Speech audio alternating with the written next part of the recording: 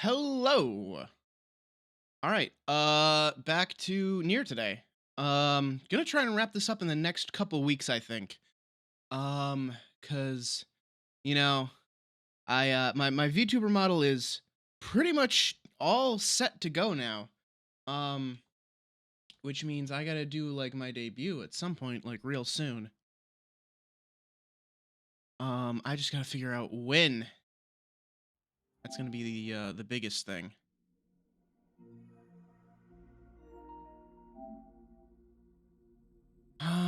When should I do it? Like a couple weeks, I think. Like maybe early June I'll do it.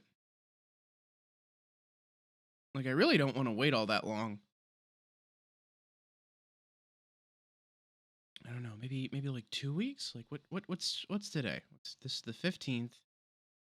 Hmm. Might announce it for like the 28th or something. 28th might work well.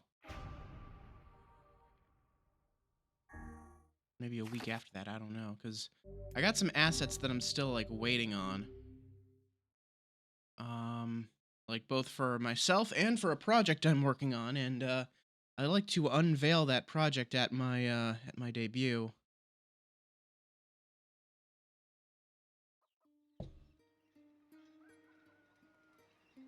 All right. Let's see. So up here we have, let's see. Yeah. Very least, I got some new seeds. Or more seeds anyway. I got some pink moonflower seeds over the course of the week. No white moonflowers, obviously. No lunar tears. That's gonna be a real bitch and a half to make happen. But with this, I should have a good number of pink moonflower seeds. I'm not gonna turn them in for that side quest just yet.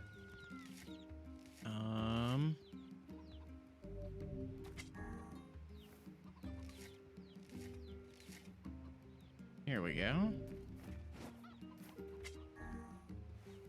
Yeah, so as usual, we start off with some gardening, and then we get back into the rest of the game. Let's see, how many pink do I have? I have 9 pink. Okay. So the last step is combining peach and pink flowers, and that will give us a lunar tear if we're very, very lucky.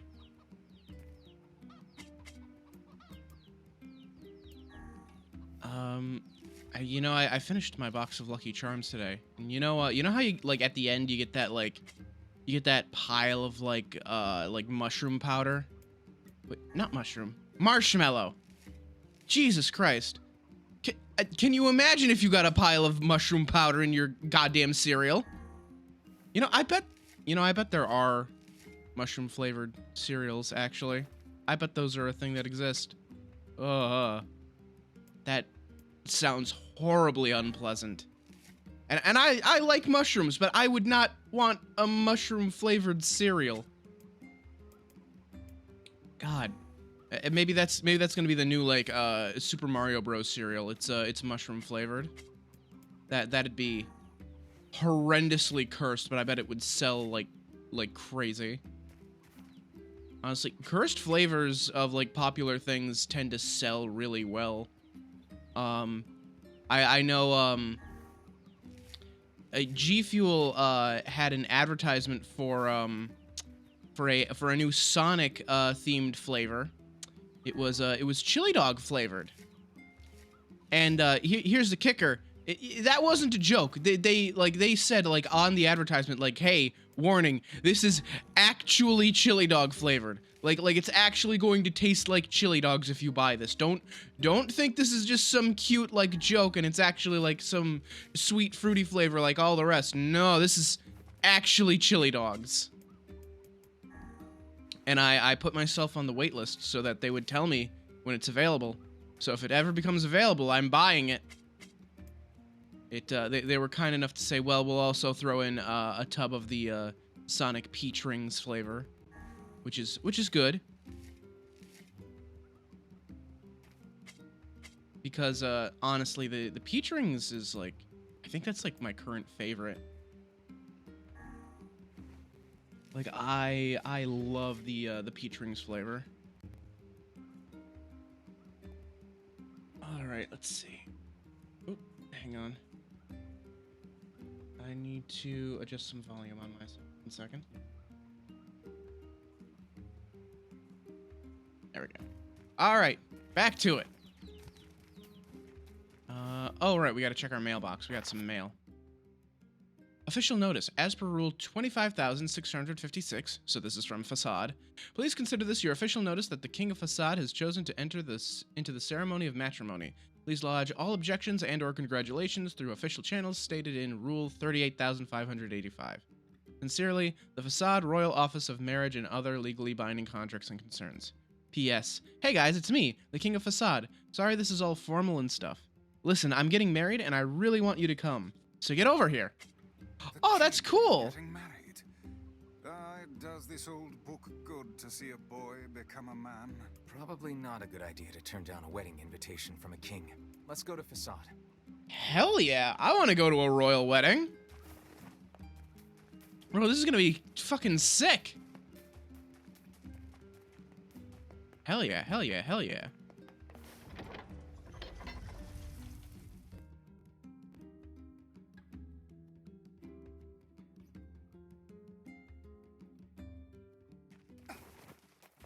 All right, let's motor. So let's see. Oh, the boar moved over here, because I guess there were too many shades in the rest of the world. Aw, the poor bastard. You know, it's surprising how hard it is to find iron ore in this game, especially considering how much you need. I mean, I'm probably getting near the point where I could just, like, buy it, or I could just, like, do a bunch of fishing, and then I'd have, like, all the money I need. Especially if I go for that, like, 1 million gold achievement. Who wants to be a gillionaire? Granted, I stole that from, what is it, the, Final Fantasy XIV, Fan Fest thing. Oh, that is a lot of wolves.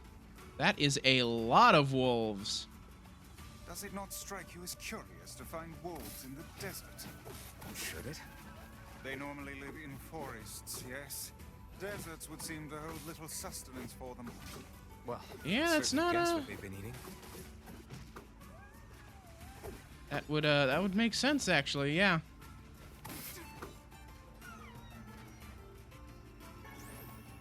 I mean, I would imagine they probably got driven out by shades or something. Or, oh, no. They're being controlled by the big shade, the big wolf shade. Thief, you rogue.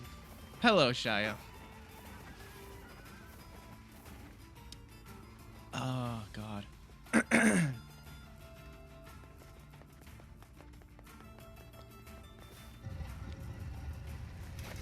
Let's see. I wish I was just every day like I do.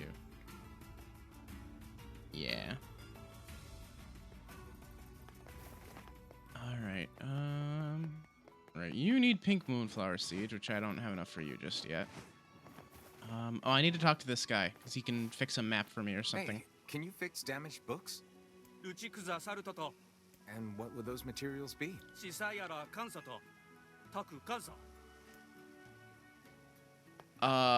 Okay, I can understand the machine oil to, like, use as ink.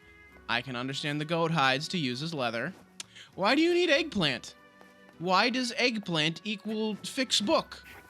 What do you use the eggplant for? I'm just a little bit at a loss there.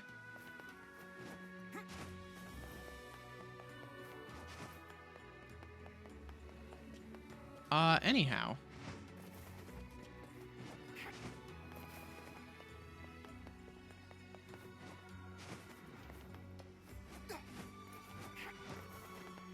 All right, here we go. The royal wedding. Stop. Oh, right. Yeah.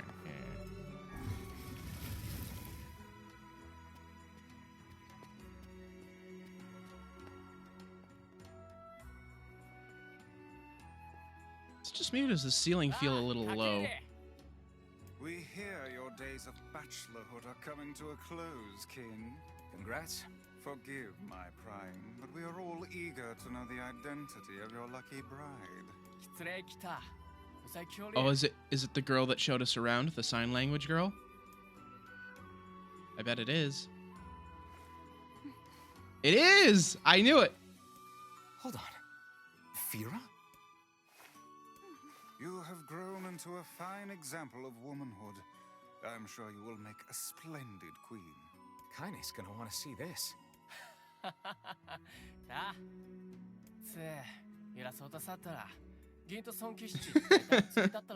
She really wanted us to come that bad, huh? Pleased to make your acquaintance, Your Royalness. Congratulations on your wedding. I'm sorry Kaine's not here, but...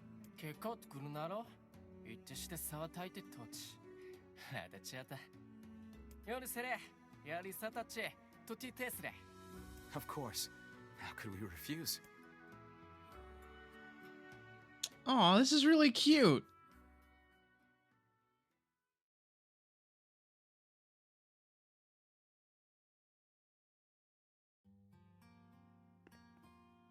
To think they even have rules governing the timing and water temperature of a bath. What's it to you?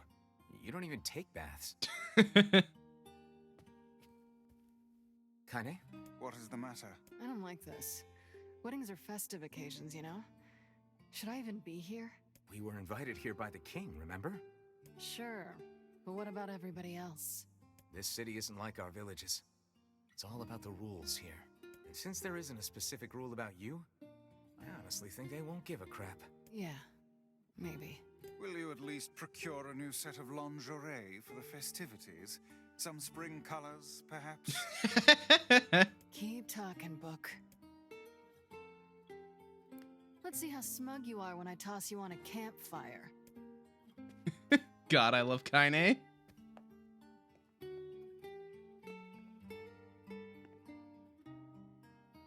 Oh, Hey, Emil. What's up? just having trouble getting to sleep. Something bothering you?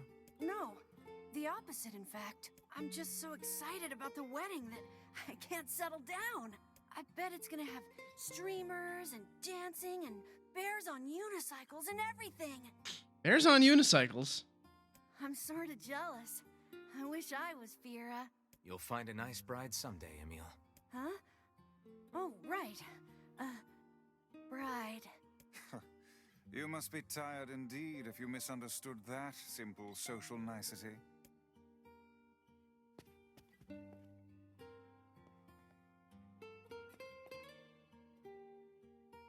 Yeah, that's not exactly it. Hmm.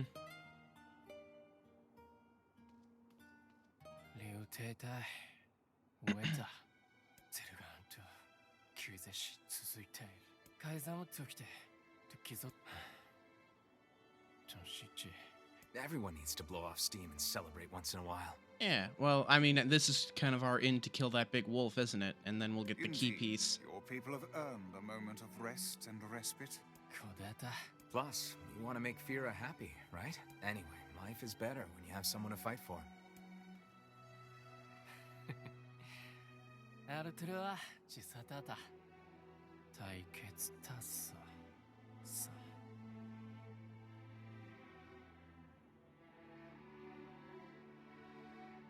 This place is really cool, like the Sand River.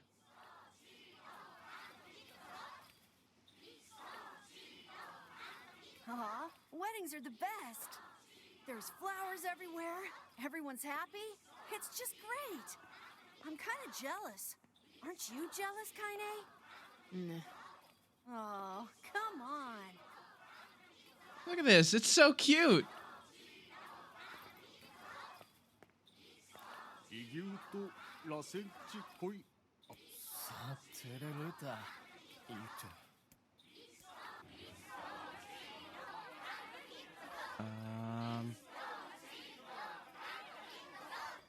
Why do I have a bad feeling all of a sudden?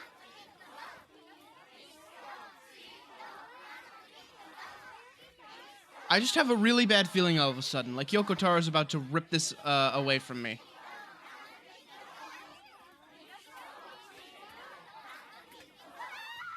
Yep.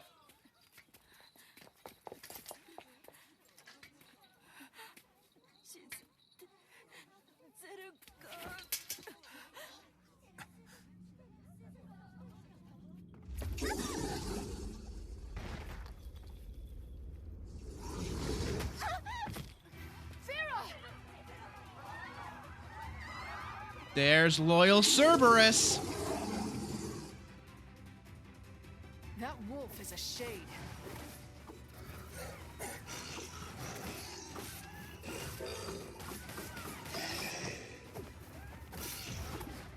You. Yeah, I saw you in the first half of the game. I knew you'd come back. The wolves appear to be targeting you. The leader seems to have the power to reflect magic. Yeah, unfortunately, I have a big sharp stick to poke him with.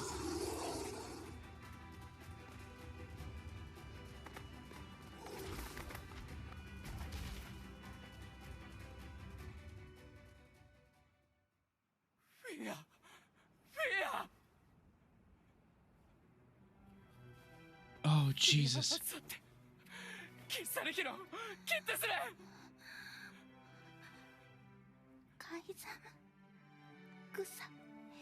She can speak.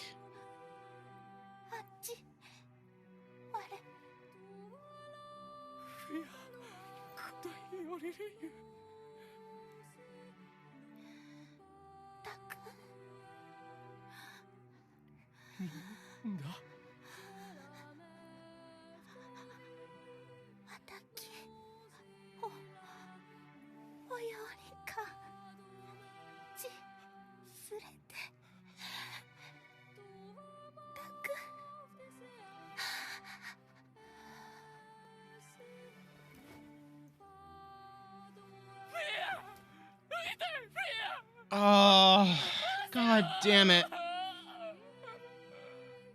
したかれきた。たさすとりたできた。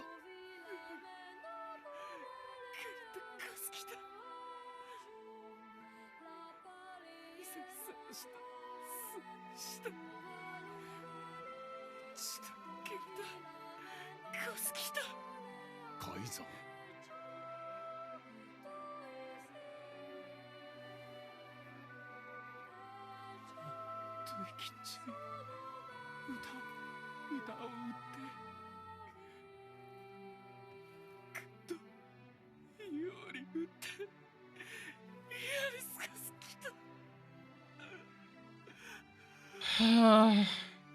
Shit, man.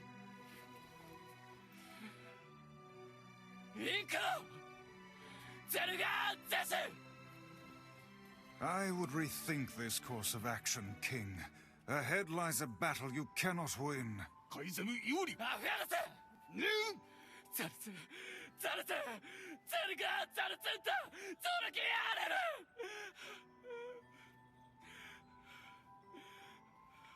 想定おられきたも。ユリペルワトルカイザムタトデク。ラクルトデク。ゼルガントイカラツグキテテカイザムタリエキューサ。カイザムラ夫と来て。ソードにリス高い。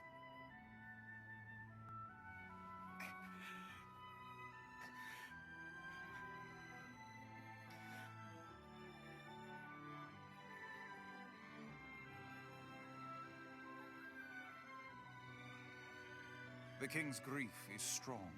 I doubt he will stand down at this point. Yeah, I'm guessing he'll run off to take on the wolves any time now. Will we let him go by himself? Of course not. Hell, I hate the wolves too. Then we must prepare for the fight. It will not be an easy one. I know.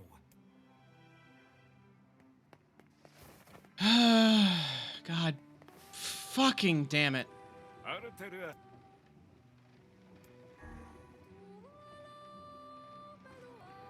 Yeah, I mean, I said I had a bad feeling, and god damn it, I really hate being right sometimes.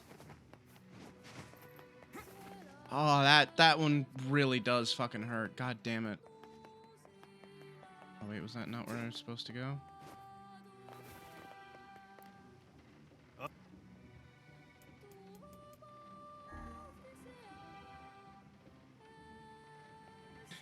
Yeah, it's so hard being this big-brained. You know, my brain's too big for my skull.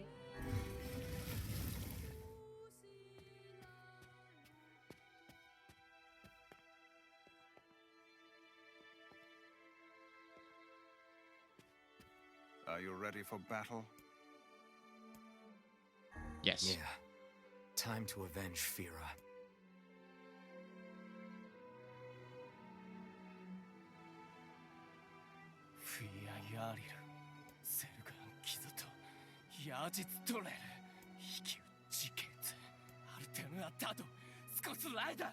Madness.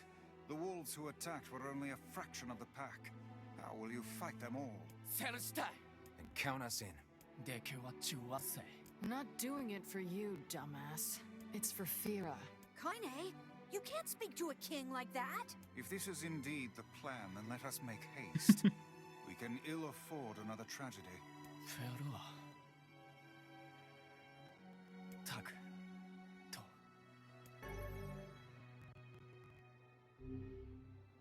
Ancient Overlord. Ah, yes, Overlord. My favorite isekai. カイザム・アクラ。ゼルガーン撃つと避けた。これで里アルテルはアルテルはトヤリラ。ティン。フィアギキタタトサダキラツヨリウタタキツシリュウリュウトサ。You know, I haven't watched much of Overlord. I've watched like the first couple episodes. It was good from what I've seen, but I've heard it goes to like complete shit like not long after that. ティン。よりワイソトフィアとツだったあティン。あんだだせティントシケン。ユカイザムデク。なんだ。ルアミ。しか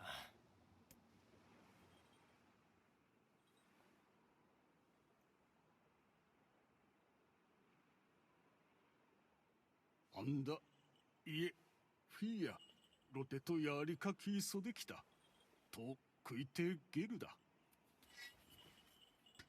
エラ・ラールペルアとカイザムでカイザムとアイタフィア・アイザムでフィア・ジュレ・セキタとトダゼルガンでアンダ・ゼルガンヤーリツ・ガスティクリトカイザム・ゼスタル・ペルア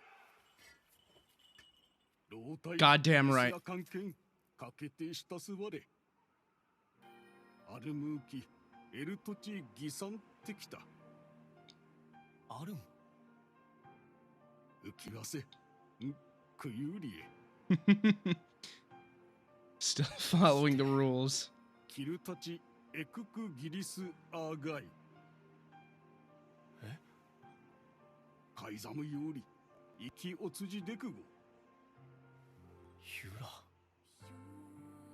カイザムチツストジーおわくれたしよりよこうだたちより歌い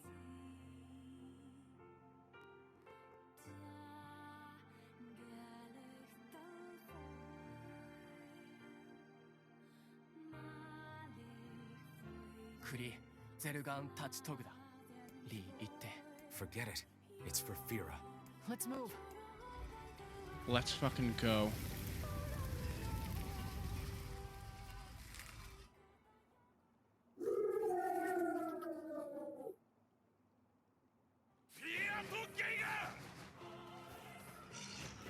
Come here, you.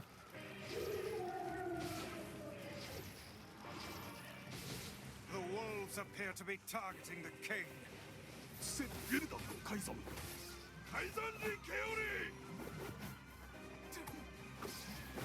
He seeks the king of facade. You little shits. Better not see any more of these fuckers in the desert after this. Such dogged, unwavering defiance. Why do these beasts hold so much? Dogged? Really? Really, Wise? Dogged defiance? Is now really the time? As for the leader, If even one shade is here, then I have to kill all of them. ザルスゼルガン使徒と覚悟 You know what? There's probably some good magic for this. Hang on. There we go.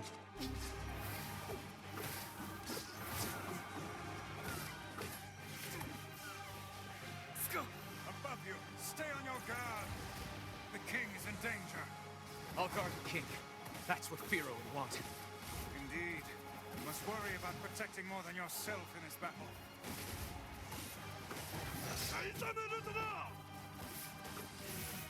Come here, you. You're just a little bitch. Pun slightly intended.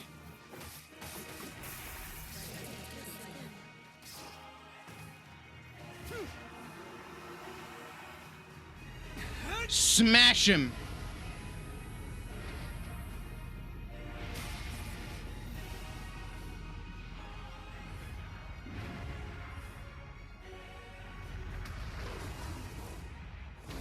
Get fucked. トロワレキゼルガンセダとユッとアキゲッタイシ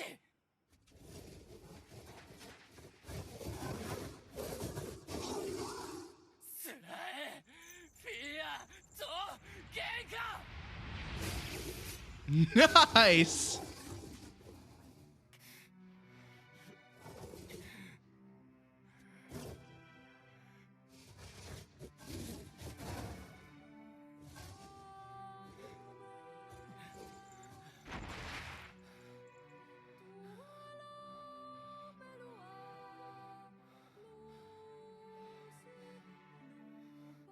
Jesus, right through the eye.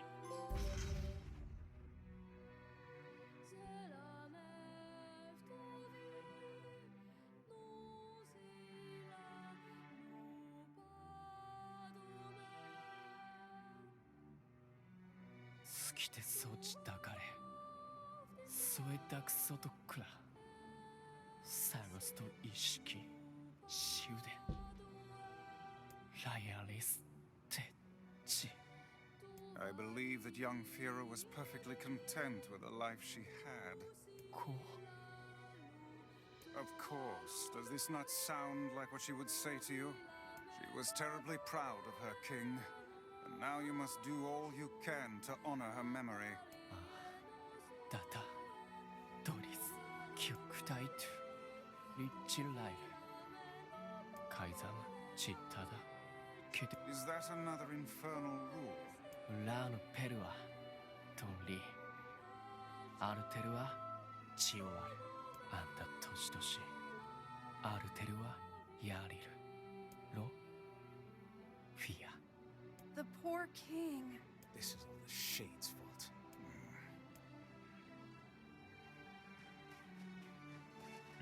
Well, that's it. This is the last of them. Now we can find the Shadow Lord. And Yona. We certainly can. Hold on, Yona. I'm almost there.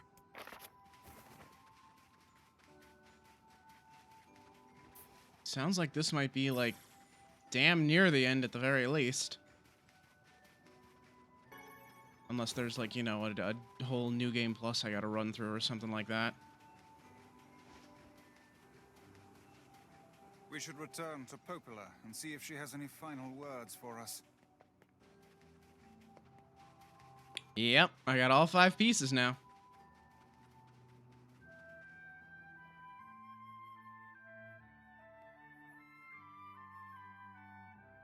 Yeah, I know there's multiple endings. And I'm willing to bet that there are probably, like, mostly, like, progressive endings, like, with, Automata.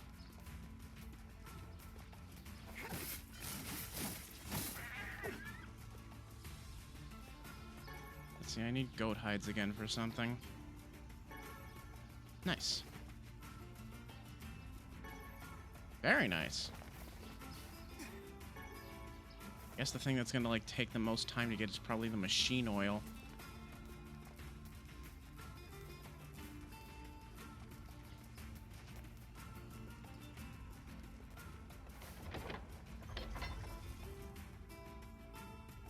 At least thrice? Alright. That actually might work out alright. Because, I mean, there's a lot of side stuff that isn't done yet. I marvel at how relatively simple a task this retrieval process proved to be. It is almost as if someone deliberately set us on this path. You're overthinking again, Vice. But I don't care if it's a trap. Yona's waiting for me and I'm going. I see. Is that a smart idea, though? I don't know about that.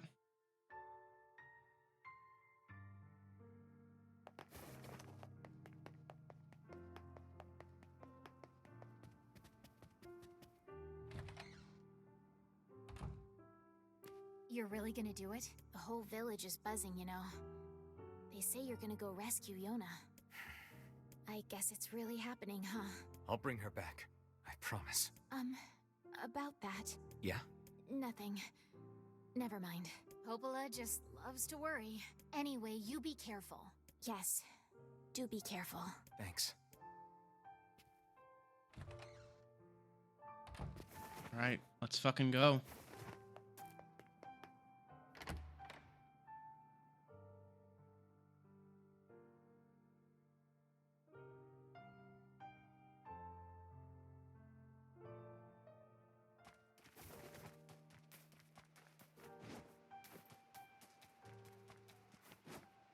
Alright, let's see. I should probably save real quick.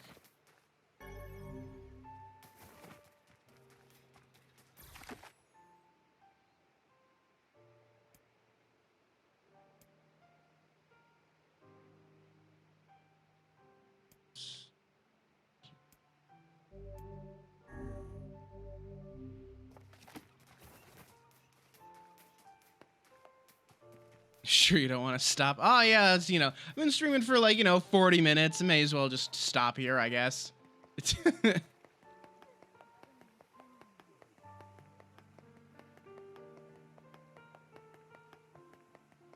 Oh, God. Okay, let's see. Oh, there. Okay, Lost Shrine. Yep, there we go.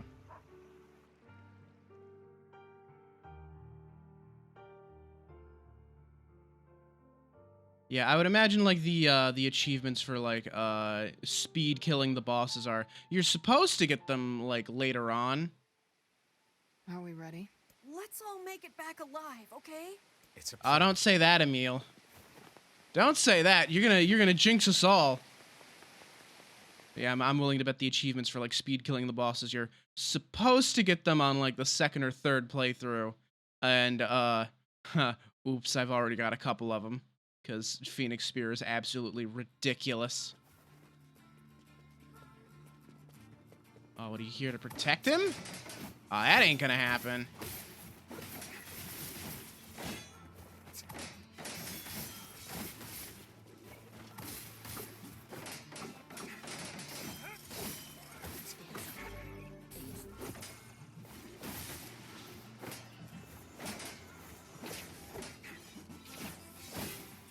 No, no, no, no.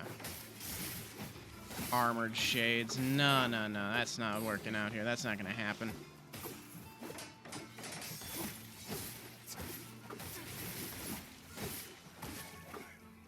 There we go.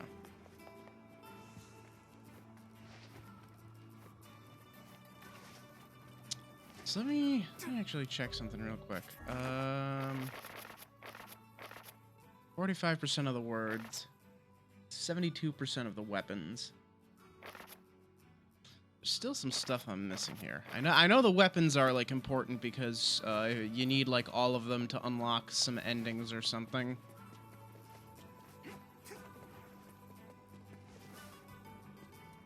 Bird? Oop, that's right, I changed that out.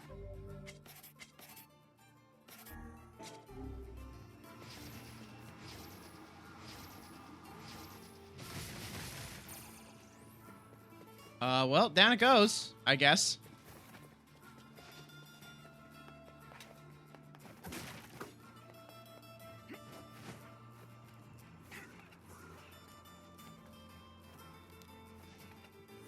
What the hell is up here? Ah! You're a dick. You're a dick! I must say, I'm rather surprised you didn't bother to learn how to swim these past 5 years. I can swim.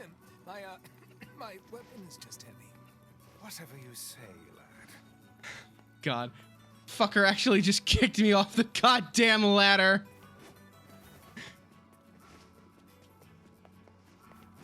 What a little shit. Alright.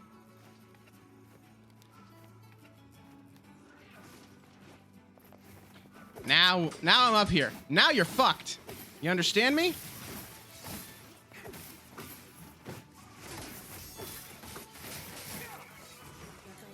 Yeah, this is personal now. This is abso-fucking-lutely personal. Little bitch. Little shit.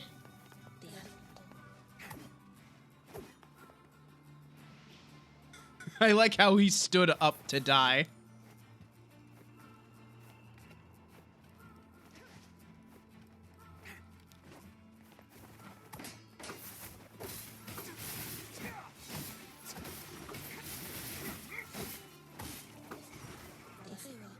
Cool. I'm not gonna bother too much with these guys. I don't care all that much. I just wanna go, man.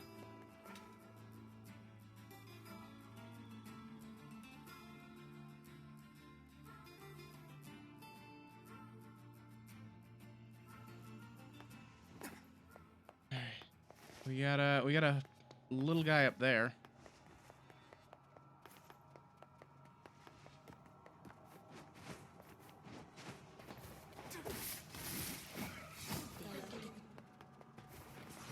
I'm just gonna run past these guys. I don't care about them. Let's just get up to the top and let's kick his fucking ass. I'm sure we're going to save Yona and get a very nice, happy ending, and nothing will go horribly wrong. No sad ending. You know, Yona's gonna be totally fine. The world isn't going to end. Yeah, everyone's gonna make it out alive, you know, all fine and happy.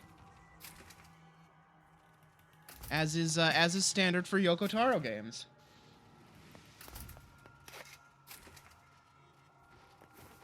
Bold of these guys to think I care enough to fight them.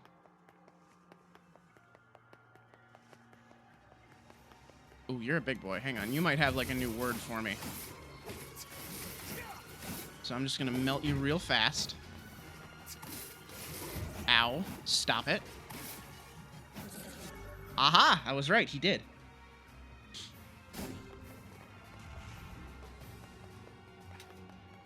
Oh. Not that way. Uh-oh. Ah, fuck. I went the wrong way entirely.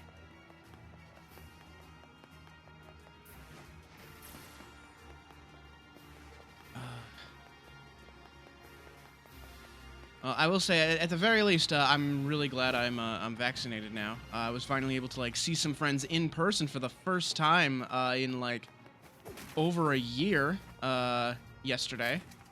They invited me over for Hot Pot, and it was really nice to see them all again.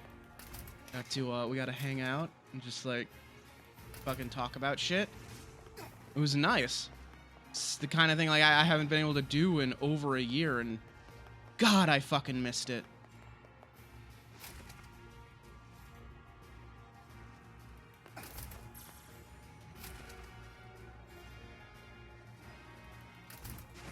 There's a lot of things I missed from the pandemic. I think conventions are probably the biggest one. Get out of my way. Like, I can't wait for conventions to come back. I especially want to go to Colossal Con. That's the one that I was going to go to that in 2020, and then you know, COVID happened.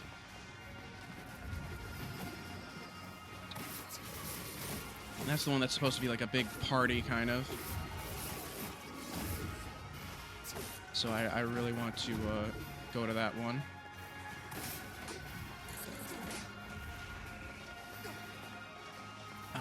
Back off. That not the right way? That's not the right way. Where am I going? Where am I going? Where am I going? This way, this way. Alrighty. Out of my way.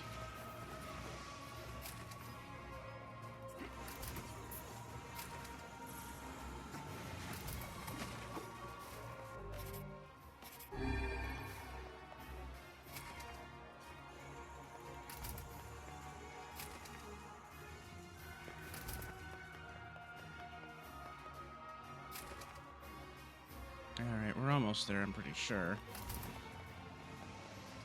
Alright. It's like... Oh, it's this way, I think? I can never remember where this goes. Wait, no. No, it's out this door back here, isn't it? Ow. There we go.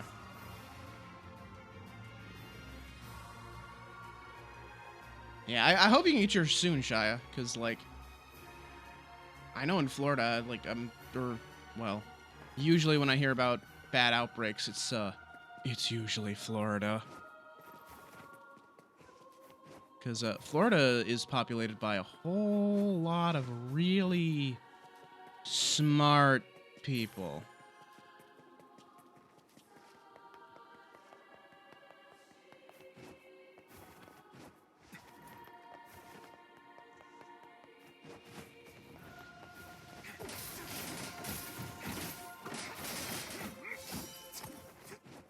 Alright.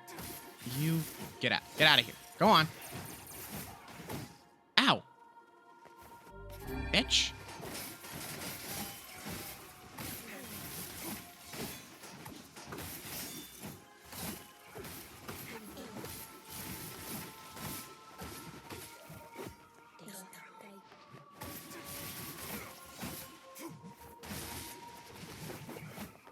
Nice.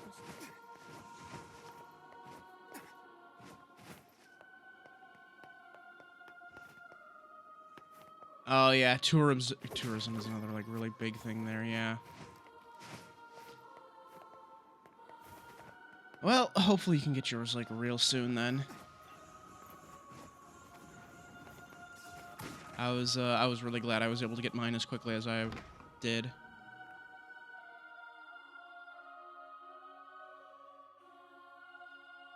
Such an ominous sight. Hey! But I find it Oh, strangely excuse me. nostalgic. Yeah. This is where Vice and I first met. And first fought together. Wow! This is where you used to live, Vice? Well, yes, I suppose. In a technical sense. Pretty nice digs for a floating magazine. At least it was free from annoying hussies like yourself. Oh, wait a minute, wait a minute, wait a minute, wait a minute, wait a minute.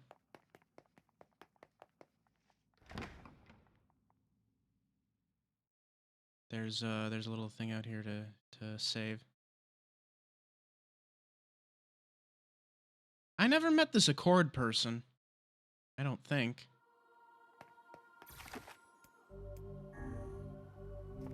Like I've seen that entry a couple times, but I've never met Accord.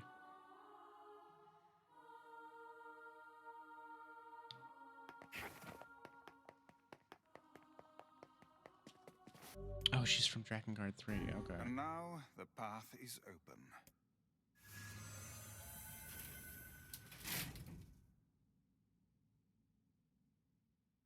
Alright, let's fucking go.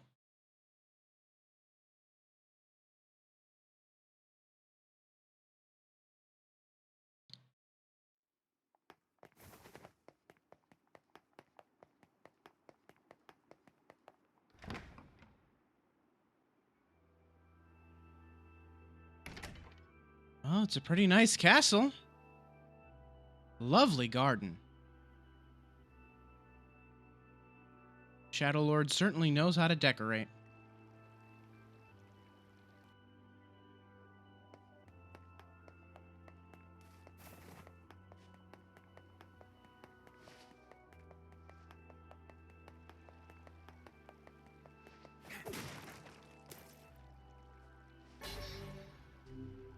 Phoenix sword. Ooh. Neat.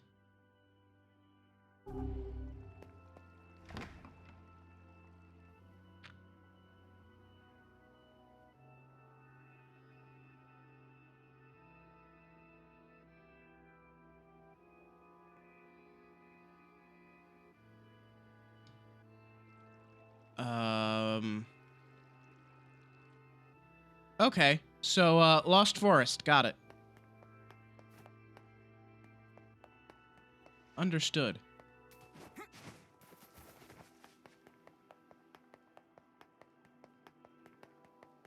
This way?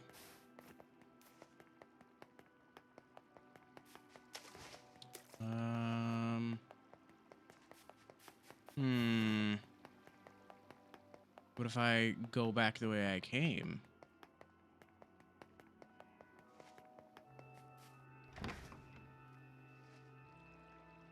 Okay, hold on. Is it just me, or are we looping around the same path over and over? What do you mean? I think he means we're stuck. Oh. There must be an escape Hello. route somewhere. Birds? To whom does the true voice speak? To whom does the true form show itself? You must answer. It can talk! I ask, why did humans disappear from the world? The hell is this? I believe this is some manner of password. Password? Yes. The correct answer should grant us access to the castle. I feel confident I have heard this somewhere before. To whom does why did humans disappear from the world? You must answer.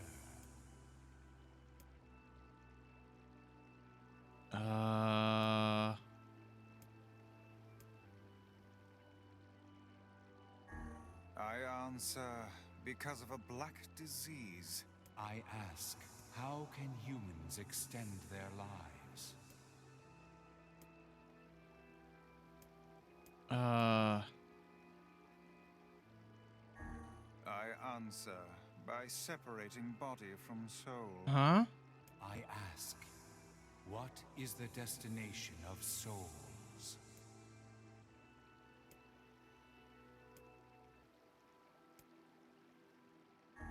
I answer, they are placed in their corresponding shells.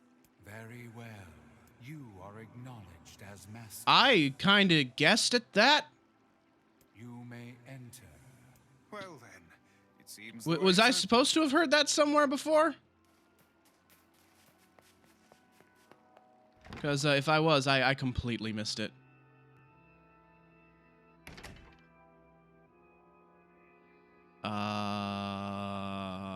Hi? What are you doing here? It's the twins from your village. Popla? Devila? What are you doing here? Hey, any chance you'll just go back to the village?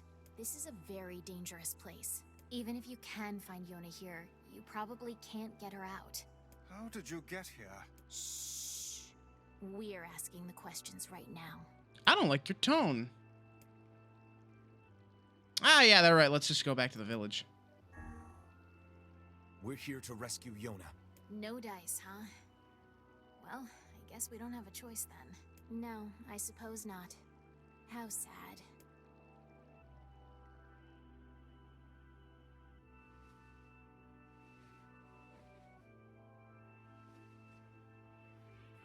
We didn't want to fight you. We really didn't want to.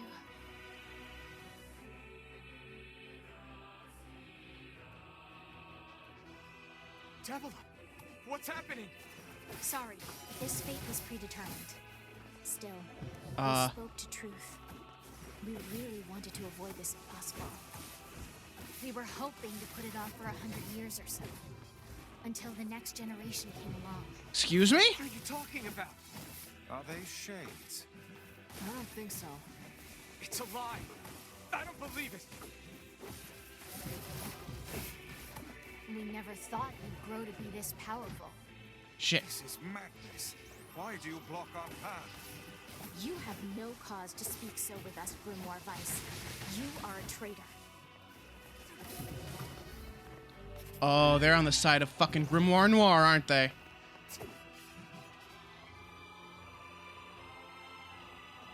What now?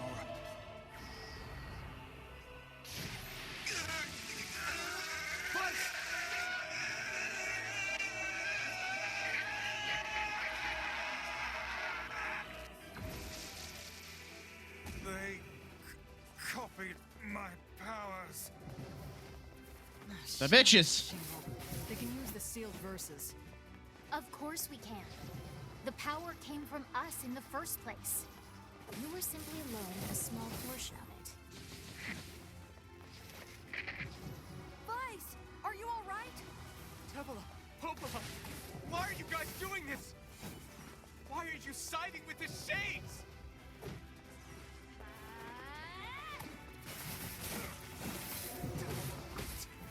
Man, they just like to jump around a lot, man.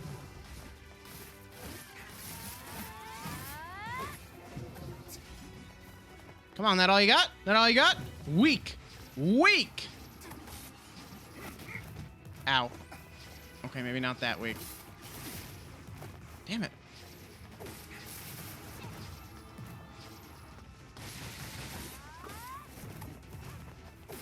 She's brawling with me. Come on. Let's go again.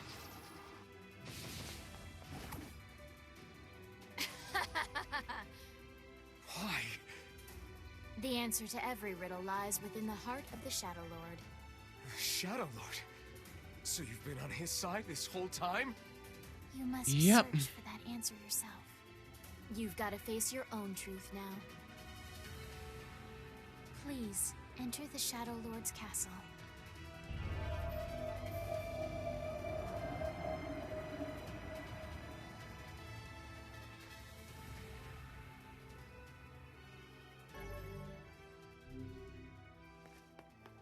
Devila and Popola are fighting us.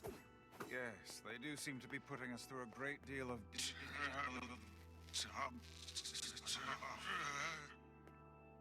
You okay, Vice? How odd. For long years, my mind and tongue have been my greatest assets. But now the latter seems to be... Hell, Vice? do not look at me like that. I am Grimoire Vice. I am perfectly... Kinda robotic. A little alarming. I think I hear a waltz.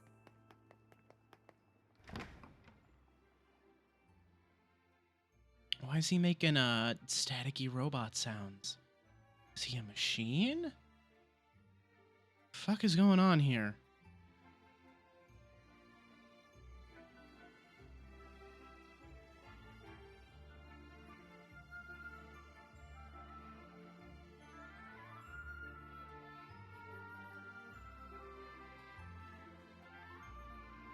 It certainly is a grand affair. Bunch of dancing bastards. They're all Shades! Yeah, that's gonna put a damper on the celebration. I think we're locked in. It's not like I was planning to leave. Yeah, it's a bit late for that.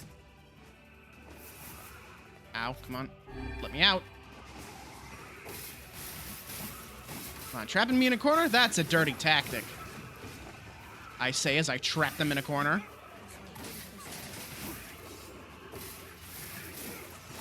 Of course, if you were expecting the rogue to play fair, then, you know, you got another thing coming.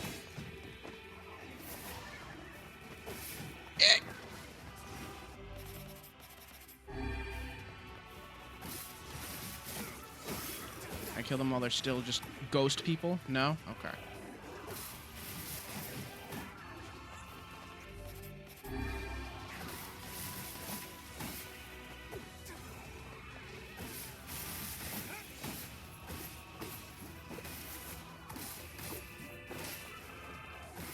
Ooh, new words. Hell yeah. Give me more.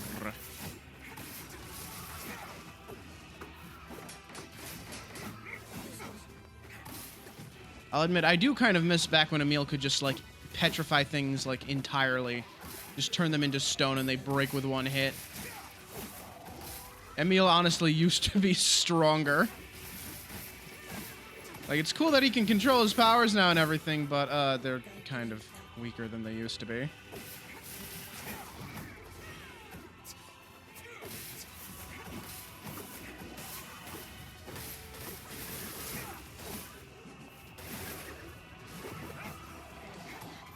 Ow!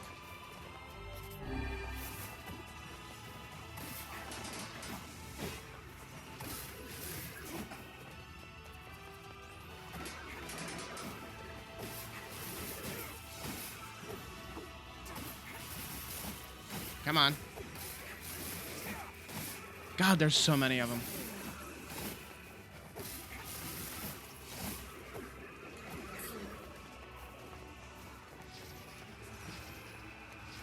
You know, I constantly forget that I have magic to use against these guys. Which, you know, I should probably try and remember that I have magic.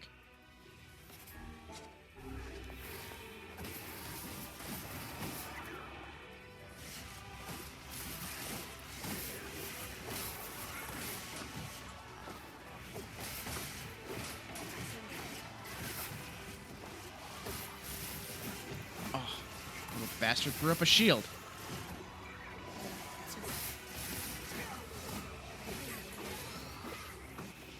Ooh, nice level up. Alright, you're the last one. Or actually, no, you're not. There's still a couple couples dancing. You're almost the last one.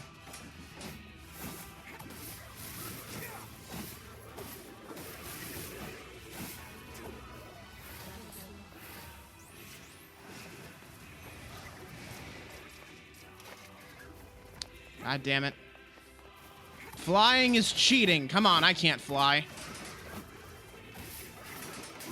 Damn it! They won't stop coming! I'll open the next door.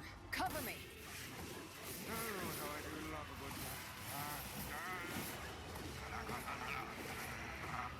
Fight! Oh, right. Protect the hussy, yes? Good plan. Let's go. Jesus. Protect Kaine for us. Come here, you. Got him. Kaine! One more. Hurry! It's not open yet? Do I look like a goddamn locksmith to you? Yes. No, you idiot. What are you doing? Lock doesn't want to open? Fine. I'll just break it down. There we go. Stop, you impatient fool. Goddamn no good bullshit bastard! Open the fuck up already! Ugh! Got it. Kaine, look out! Oh. That's a lot of balls.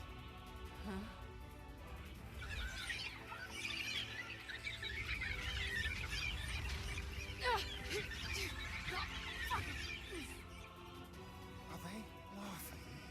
These things are freaking me out!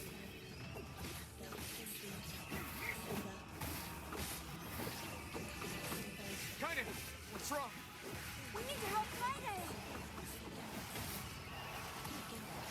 Oh, god damn it. I got you. You okay? Yeah, but we got problems.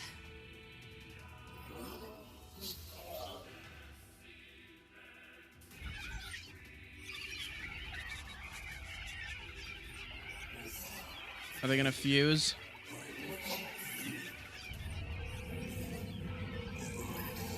Yep, they're fusing.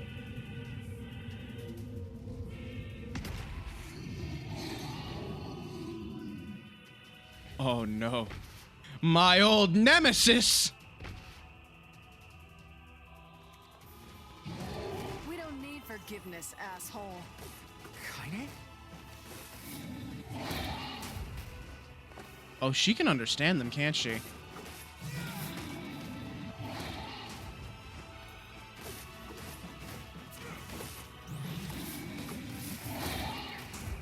Damn. Come on. Somebody call an ambulance! But not for me!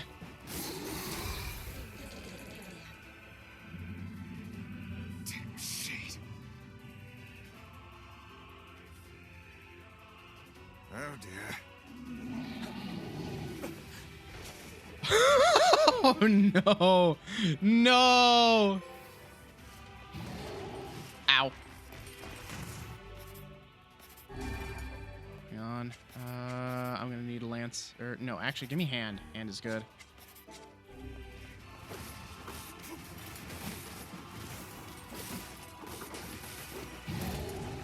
Why did you take so long to shoot that? What? I let go of that like ages, like before the. Come on, there we go. Like that spell took like a full like 5 seconds to go off for no good reason.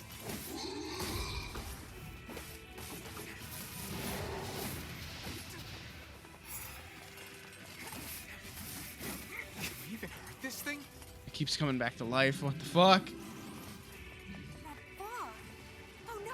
Oh, it's trying to. It's creating a fucking gas chamber. Shit. Stop now. Damn it. Stay focused, Kaine.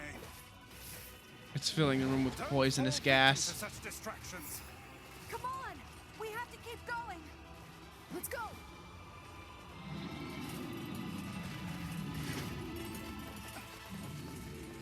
Door open. Come on. This way. Move. Go, go, go, go.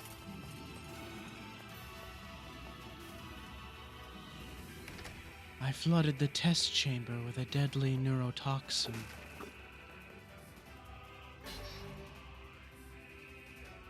Dragoon?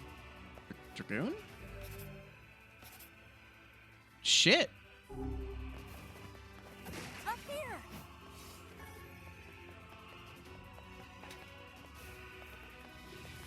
I just wanted to see if there was something down there. I'm glad I didn't just accidentally run off. How can we deal with this thing?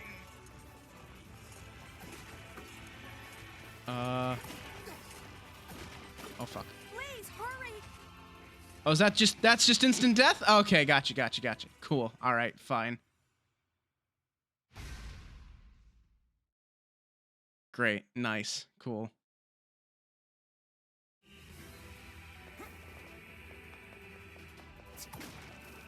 I gotta pick it up again? Okay. Up here! Alright. Let's move fast then.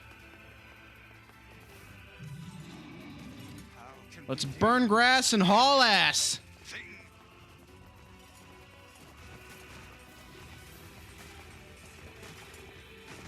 Please, hurry! Move, move, move, move, move, move. I ain't dying again out here. Oh, Christ. No, no, no, no. Oh, for fuck's sake. Oh, this is bullshit! Come on! How? What am I supposed to fucking do?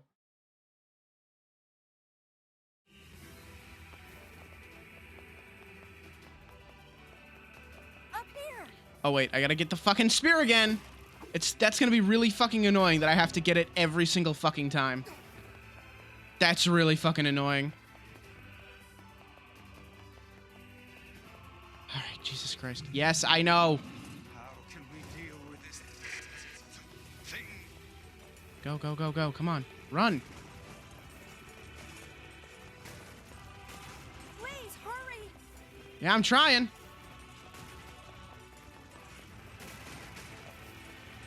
Fuck. Fuck. Move. Go, go, go, go, go, go, go. Holy fucking shit.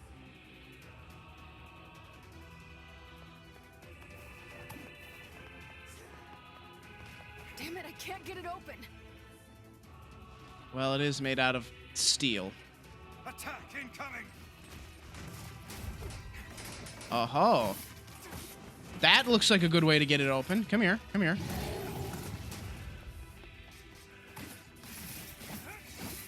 Come here. Right here, right here. The entrance is locked too.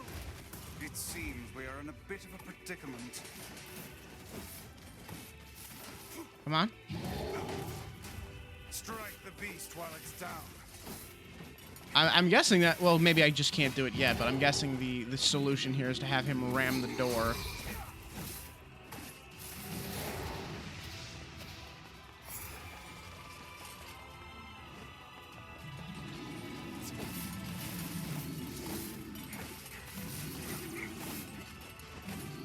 And then, of course, every time it comes back to life, it spits out all this poison fog.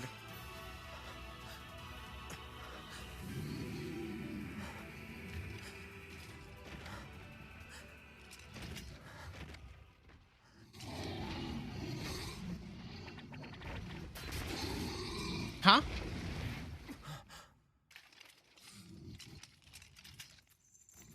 What? Where the fuck did you guys come from? 傘程度とちいるとて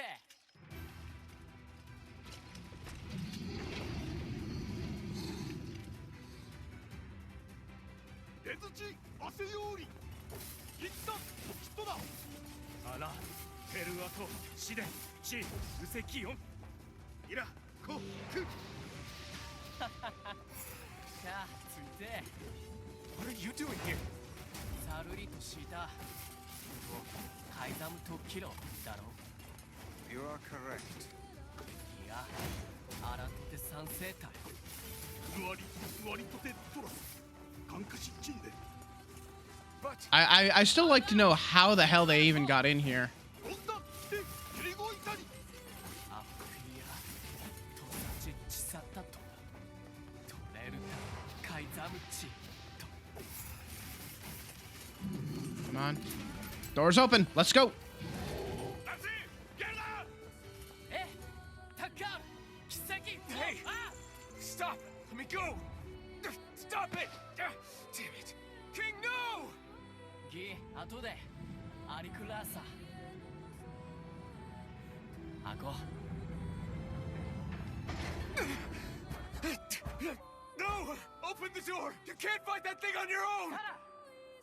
ゆくくおたおきアルタビュートクルトこっちいる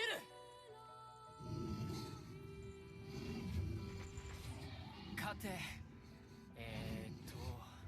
ケタルイトエチケロアルテリアだせギルジ各石技師ー真鍮カレルタカイザムテラスあんだあらたてウラーヌペルアとチラーヌカイザムトトラチ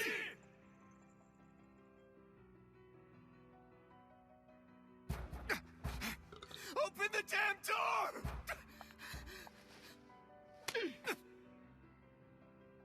Knock it off already. Let's go. Kaine. He's fighting for you.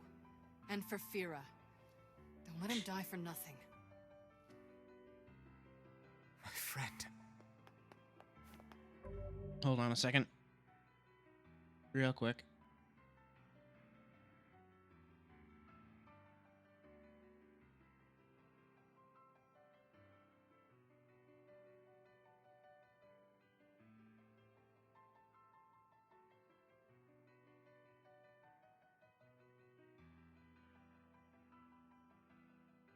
Had to mute real quick. I had to blow my nose. Oh, I took a sip of water and some of it somehow went up my, like, sinus somehow.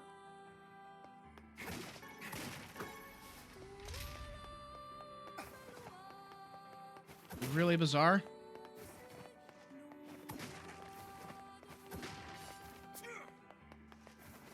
Man, all these healing items. I wonder if there's another boss up ahead.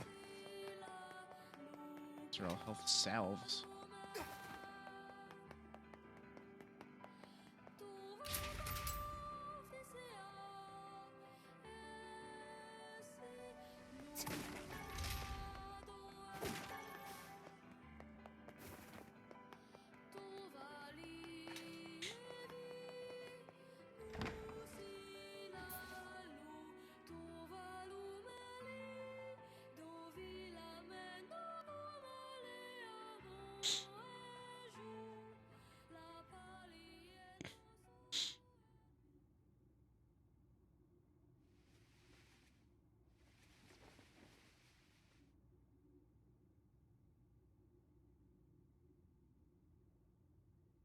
Hey guys.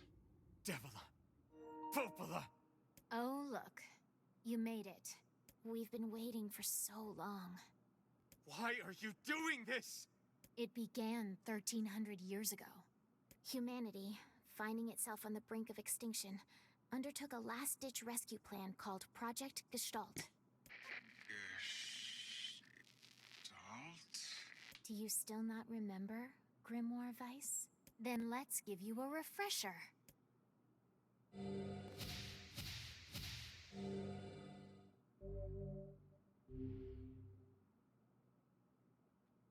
Dansu, hey. We're at this part. Vice! My mind.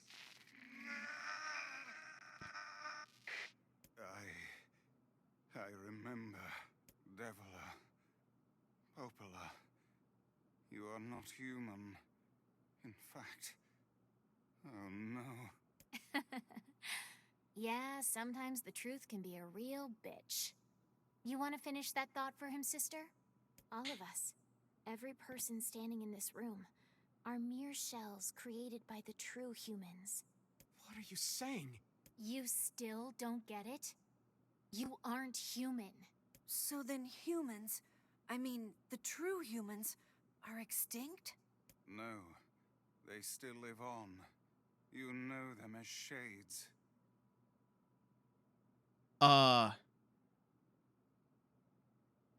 Excuse the fuck out of me?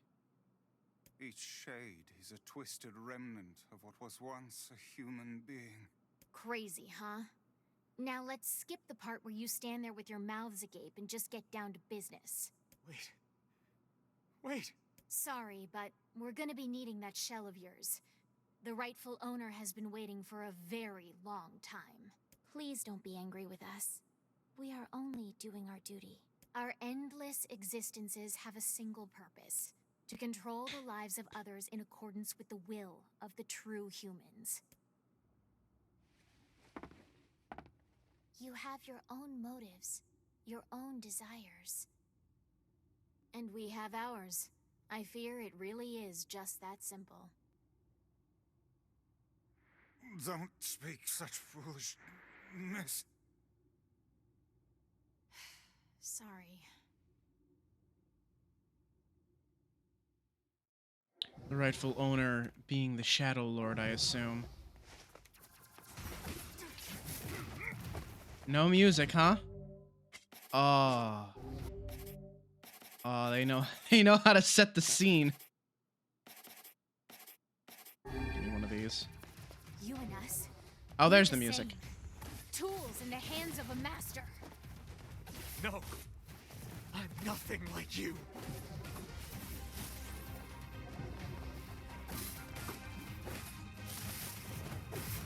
That all you got? Come on. Come on, what you got?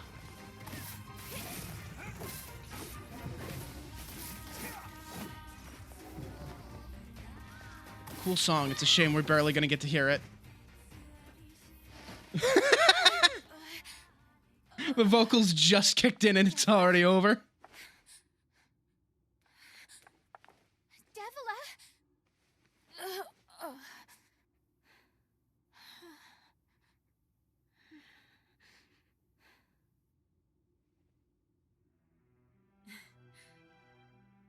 Popola. Are you crying? No! Don't die! You know, Popola, I understand now why we're twins. It's because we were born without souls. Devila, I can't stop the bleeding. Oh God, I can't stop it. This world is too lonely for one without a soul. There's too much emptiness.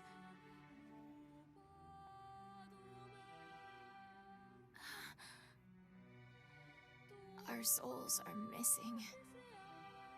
And yet somehow our tears still work. It's kind of weird. Sorry, sis. I love you. Devila! Devila! Don't you go! No, I can't be alone!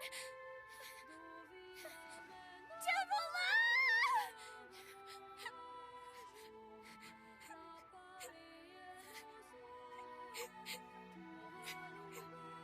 Popola. Let's stop this now. Stop? Stop? Now you want to stop? You think you have the luxury to stop? You cut down my sister like a goddamn animal and now you want to stop? Popola, wait! It doesn't have to. No one stops! It's way too late to stop! No one stops! Christ. Please, don't do this, Popola! You and Devila were like parents to me! Those two have watched the world wither for time immemorial. The cruelness of such a fate is difficult to imagine. I don't want to do this! I don't want to fight her! Stop bitching and start fighting. It's the only way. God damn, she's strong.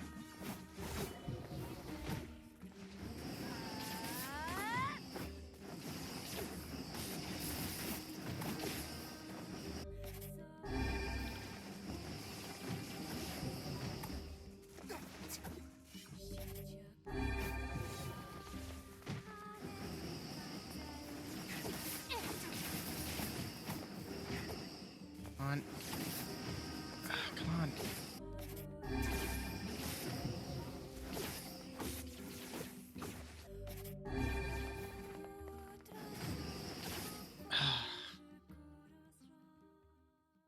Yeah, she said she couldn't stop the bleeding. I mean, it's like Deadpool. You can't see the blood because she's wearing red. No stopping. No stopping ever!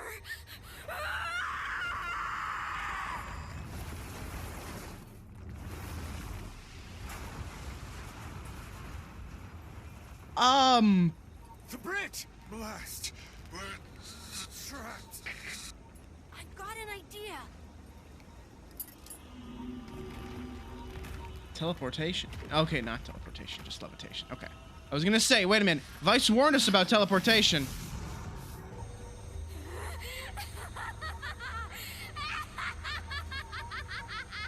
I fear we're done for.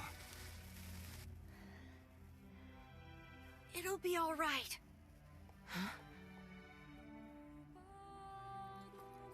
You know, when I was young, I hated my eyes. And now that I'm older, I hate what my body has become. But there's something else there now. Something like pride, you know? I mean, without all this, I couldn't have become your friend. Oh no. Goodbye, my friends. Thank you for everything. Oh no. For so long, all I could do was destroy. But now, I have a chance to save something. No! Now get going, okay? Emil. Don't worry about me. I'm gonna be fine.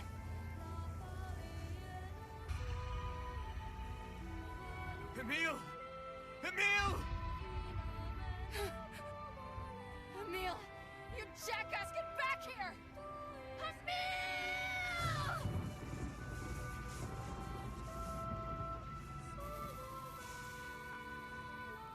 Oh dear. Kaine's so unstable, and Vice can't stop arguing with people. I hope they can hold it together once I'm gone.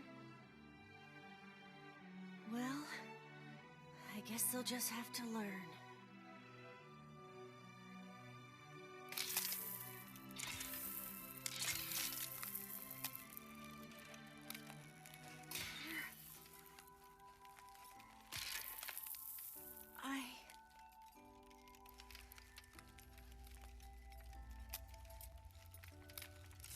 I want to see you again. I want to see all of you again. Just one more time.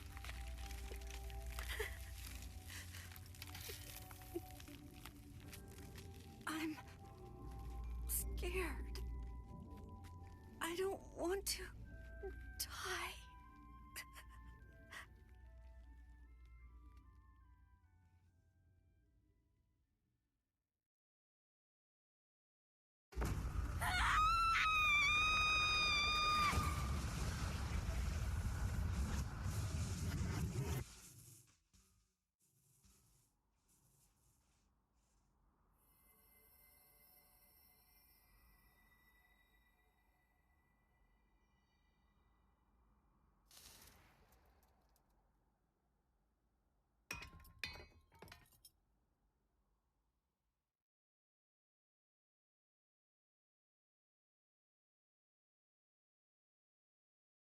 Holy shit.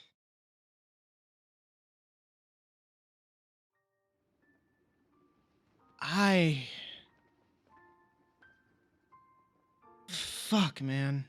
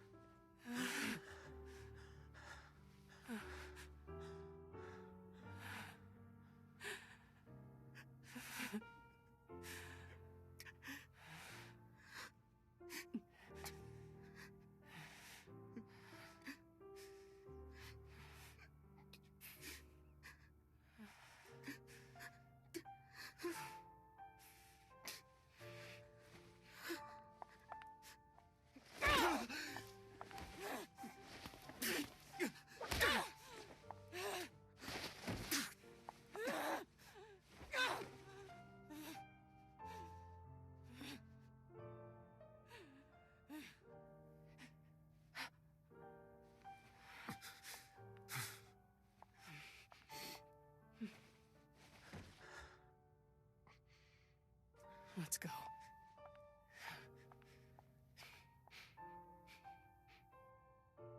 Yeah.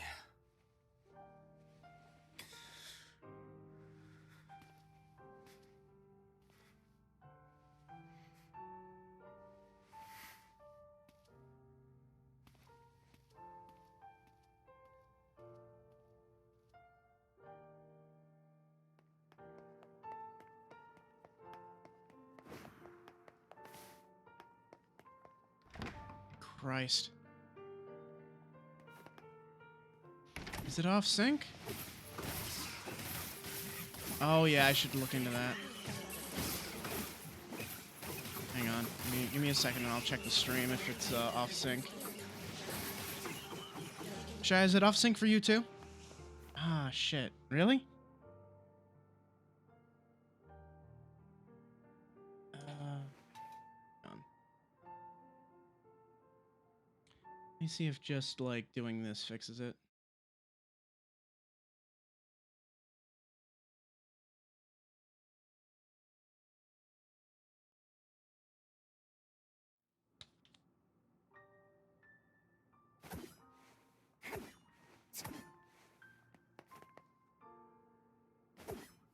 Is that better?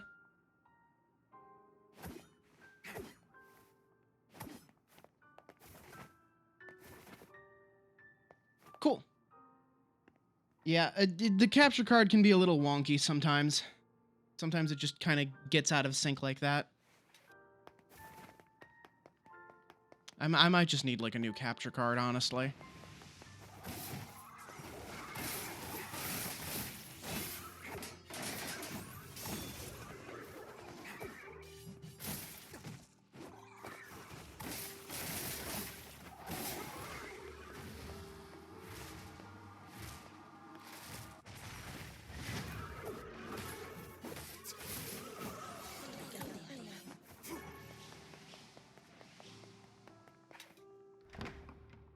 Broken wristwatch. I need that for a weapon upgrade. Shame I won't be getting that.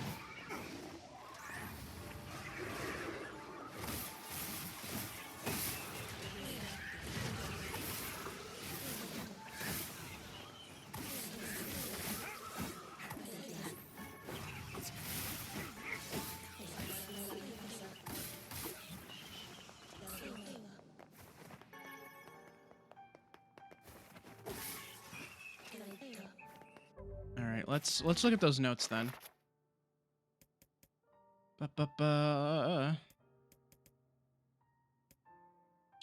Documents. So this is new. Let's see. A letter from Emil. We've read this. Yeah.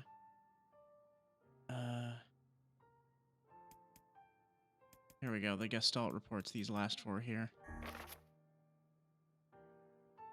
Okay. As noted in the previous report, implementation of Gestalt mode can prevent the white chlorination syndrome we recently experienced. Transfer of bodily information to civilization-repressed replicants is proceeding as planned, with the genes of the originals safely stored inside. Our role as surveillance androids to prepare for when the incurable bacterial disease eventually dies out is also underway. So far, this is proceeding without issue. Observer 21, codename Popola.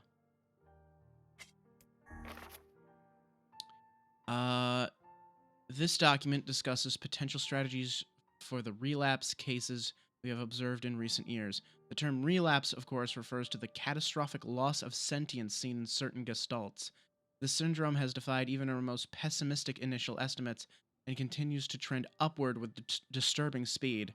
With some relapse gestalts beginning to attack replicants, there is an urgent need to take comprehensive action. Remain convinced that an unknown technological defect in the Gestalt transformation process is responsible for the condition, but have so far been unable to confirm this theory. This document discusses potential strategies for the relapse cases we have observed in recent years. The term relapse, of course, refers to the Oh, shit, I only went down one line. I just started rereading the whole thing. Research of this condition is now our top priority, and looks likely to continue for some time. Observer 22, codename Devila. I was expecting it to go down like a whole page. So yeah, they call the Shades Gestalts, and they call the humans replicants.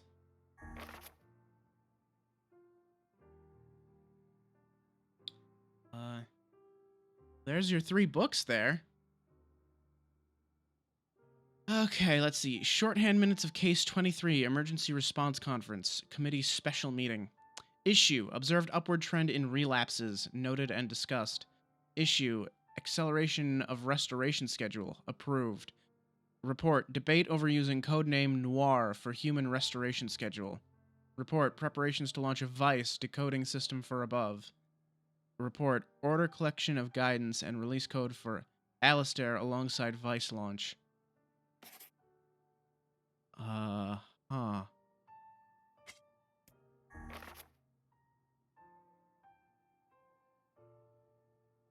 We have determined that the rise of relapses was due to an unexpected spike in the sentience of replicants, as well as a genetic instability within the original Gestalt. It seems the original's effect on bodies that have undergone the Gestalt process was not anticipated in advance. Immediate action must be undertaken to identify the links between this trend and the original Gestalt, along with its sister, the relapsed case known as Yona. The observer contact group is growing uneasy, so finding a solution to the relapse issue should be considered a top priority. I see. So we were the original. And now our souls want their bodies back. But the bodies have gained sentience. They're their own person now. Oh.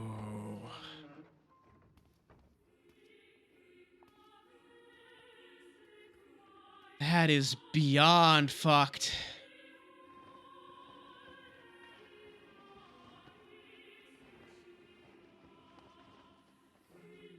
Yeah, I remember the start of the game. The shades that weren't attacking me, that I didn't want to attack. Mm-hmm. Oh, and the very start of the game. 1,300 years ago. Oh, fuck me.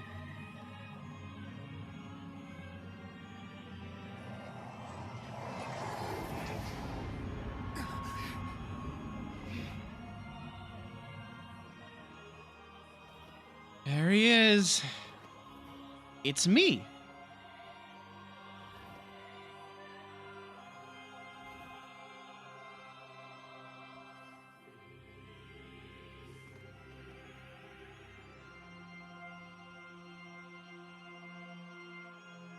This ends here. Strike hard. Hold nothing back.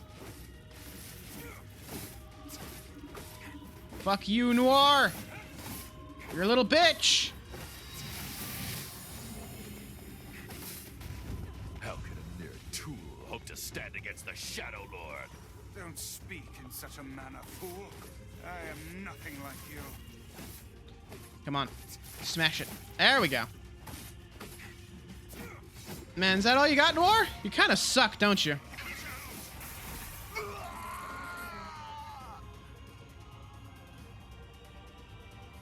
Honestly, disappointing, Noir. I know.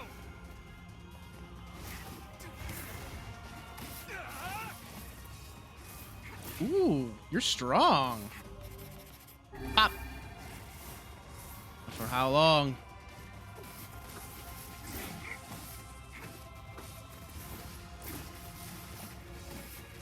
That's a lot of blood you got there. Be a shame if someone stabbed it all out of you.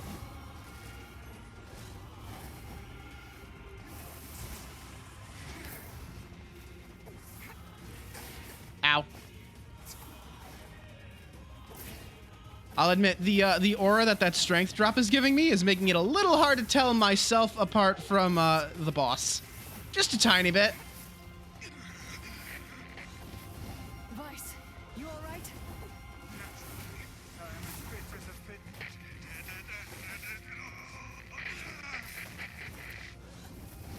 He's struggling.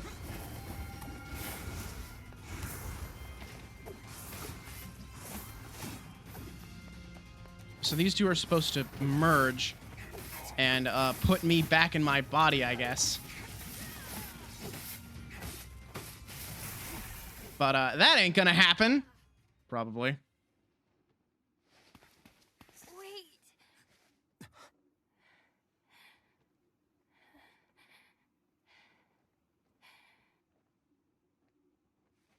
Yona.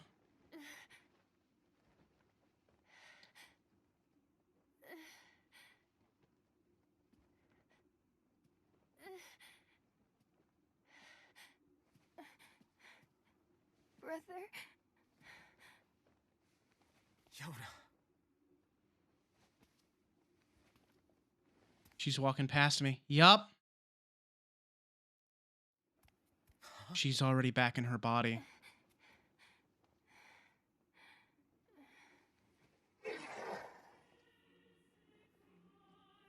Please, just stop. I don't want to do this anymore. I don't need someone else's body. I don't want it.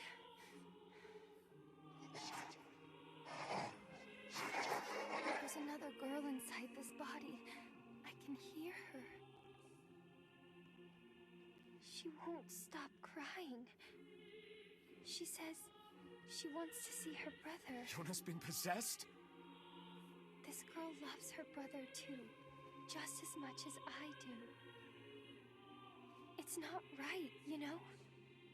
It's not right that she can't see him.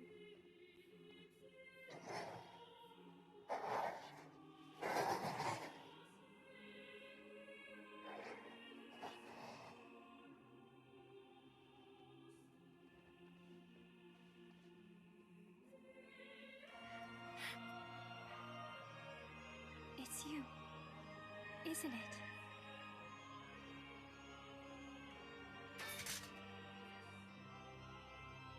Yes, it's me. Let's go home.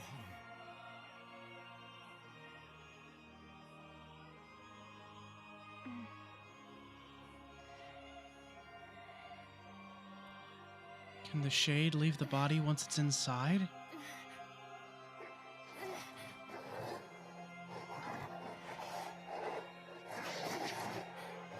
She's stepping into the sunlight to purge the shade.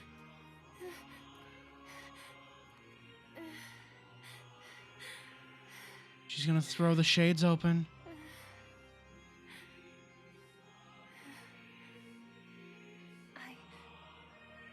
I'm really sorry. I don't know what to. I'm so very sorry. No matter what. Just know that I love you.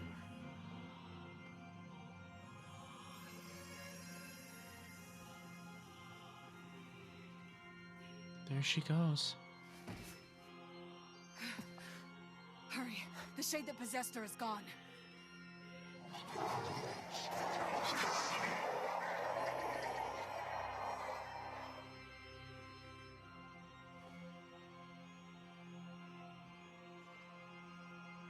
Kanye, watch over Yona for me.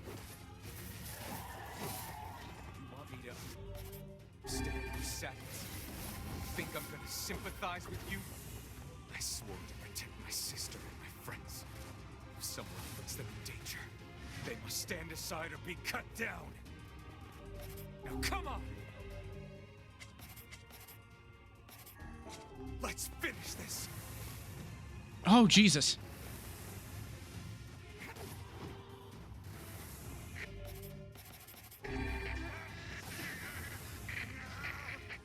Weiss, what's wrong?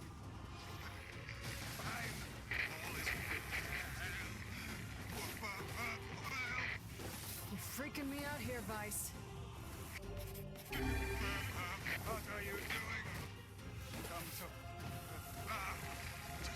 do it! Strike the killing blow! Come on.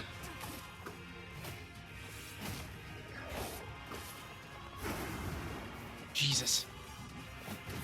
Stay on the ground, you little shit.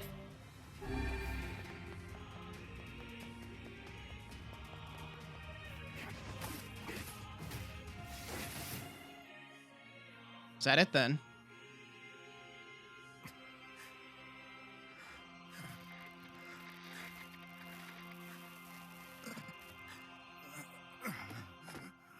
No bother. One moment, please. You okay? Fine, just fine. Alright, no, I'm not. Nice. It seems some headstrong idiot has decided to push me beyond my limits. I should have taken that job as a cookbook when I had the chance. Oh, I love this guy. Only joking. I hate cookbooks.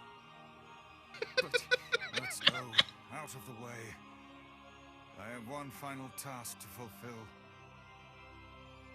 Oh, where are you going? Why, to stop him, of course. But after that, it's up to you. Only you can see this battle to its conclusion. I wish you luck, my friend. You can't. I swore I'd always fight by your side. You are an exceedingly stubborn lad. You know that, yes? Perhaps that's why I've so enjoyed our time together. But I fear this is where our journey ends. Vice! Oh, and remember what I told you about using my full name? Well, forget it. I've grown rather fond of Vice. Vice. I knew you'd come around. Don't let it go to your head now.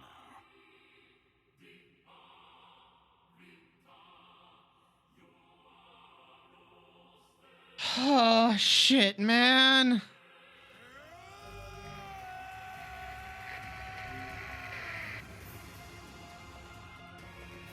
have something to defend. I have a reason to live.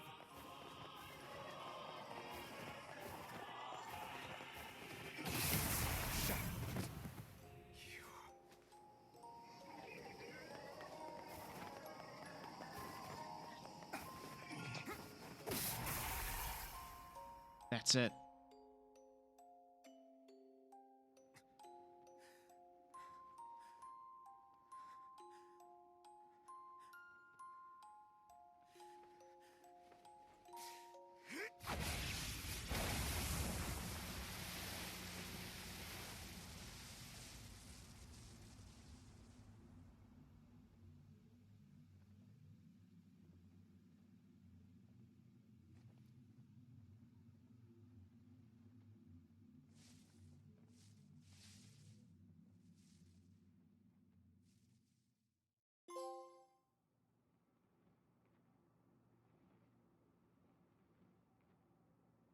God, there is something exceedingly fucked up about essentially killing a reflection of yourself with the exact same motives and drive as you.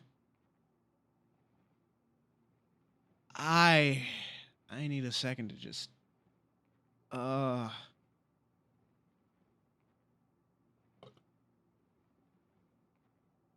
Christ. Is Yona all right?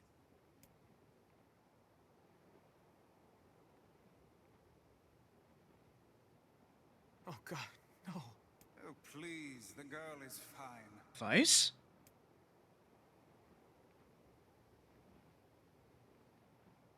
Vice? Where are you? Are you okay? I am as well as can be, considering I have lost my physical form. Doubtless my voice will be the next to go, so listen closely. Your sister is safe. Do not mourn her, and do not give up hope. Instead, you must call her back to you. How? Use your memories. Recall the times you spent with her. Present her with proof that the two of you live still, and that your lives have meaning. I don't know. Typical. But take heart. I know you can do it.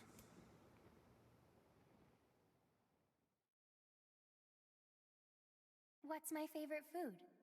Cookies. What's my favorite book? That's my magic storybook. What's my favorite place? Home with you. What's my favorite flower? The lunar tear, of course. Okay, one more question. Who do I love more than anyone?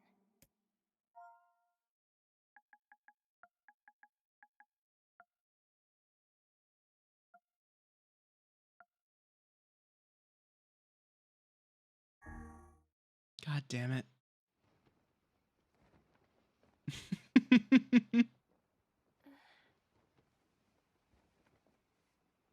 Is that you?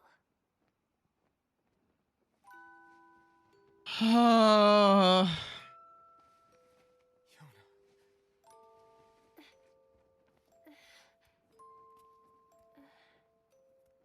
Is this my body? Yes, Yona. It's yours and yours alone. You look bigger than before. Like you've grown up. Oh, yeah. I guess you haven't seen me for a while. Have I been asleep this whole time? Something like that. It's almost like I'm a princess from some fairy tale. Oh, Yona. I'm so happy to have you back. Me too. Kaine.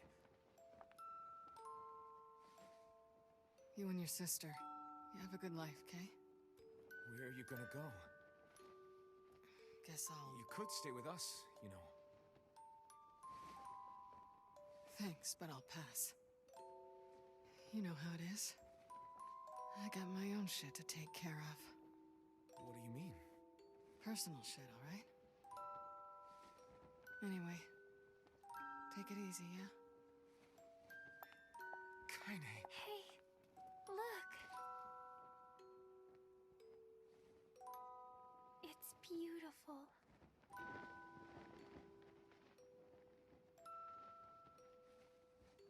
For the longest time, I heard someone telling me how they wanted to see the light. And now, they can finally see it.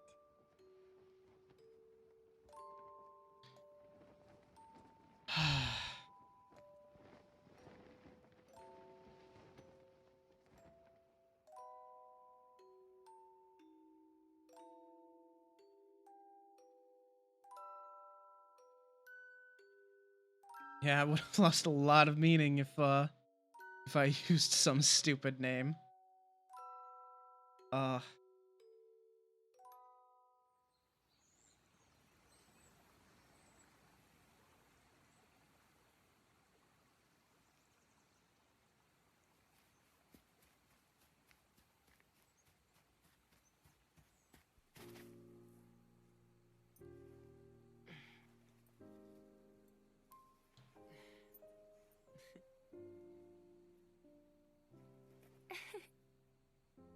Thank you. I love it.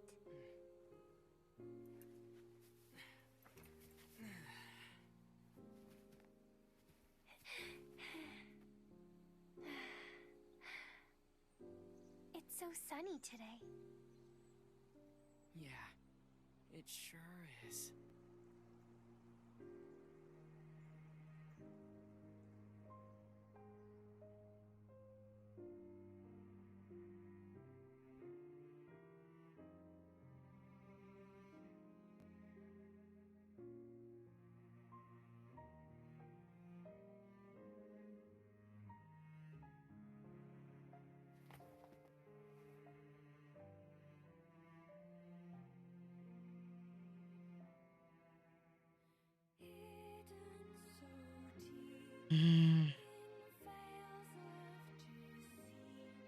Jesus. Well, I know that's only I know that's only one ending, but at least that ending was happy. I can't wait for the next ending to just destroy my soul.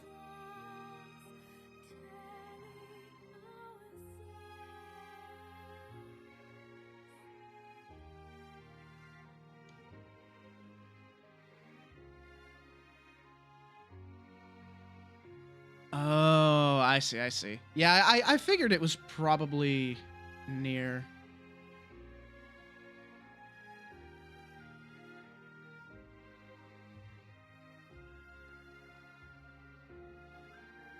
Well, that's the credits then.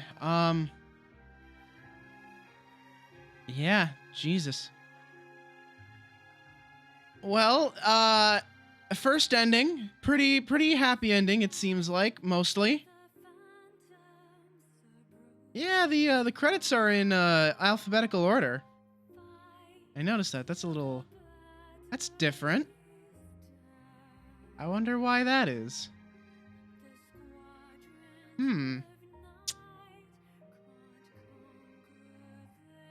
Oh, God. Well, I feel like there's a lot that hasn't been revealed just yet. I know there has to be.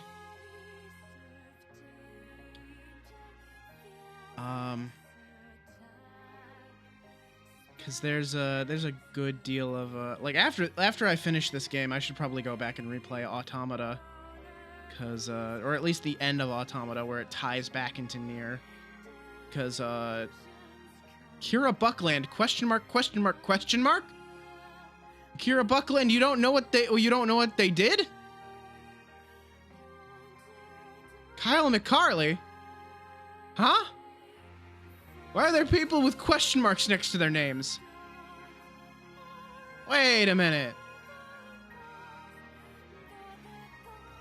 Either you don't know what they did, or oh, those might be voices for characters we haven't met yet. Ah,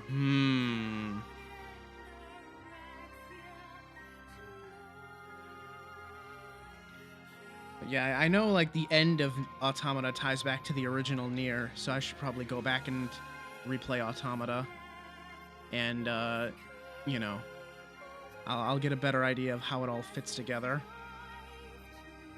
From what I can tell, it seems like Automata takes place long after. There's some more question marks. Takes place like long after Replicant.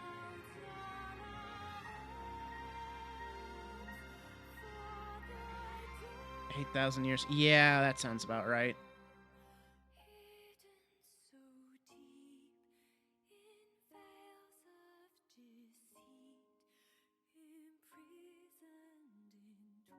Oh, the lyrics are in English.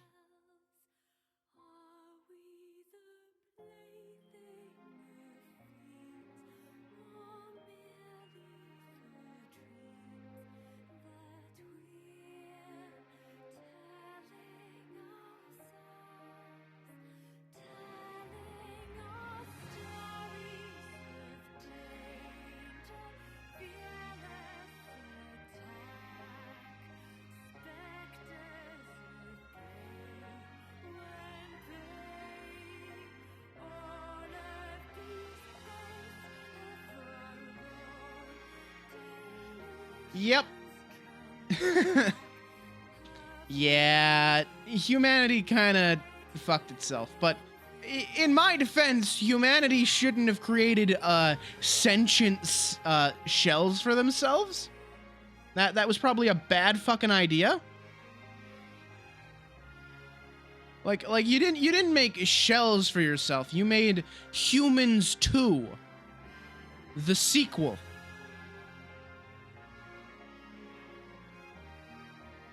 So, yeah, you know. Yeah, I know they weren't supposed to be sentient, but, you know, that's kind of just the risk you run.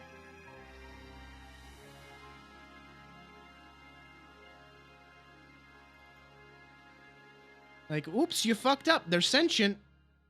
You haven't made shells for yourself. You've made Humans the second.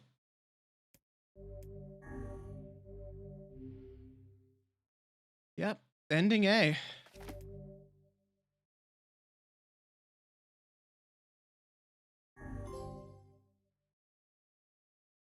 Oh, Kaine's story.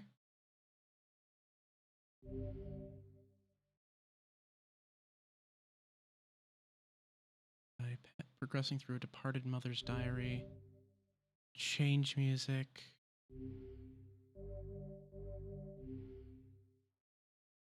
Shit.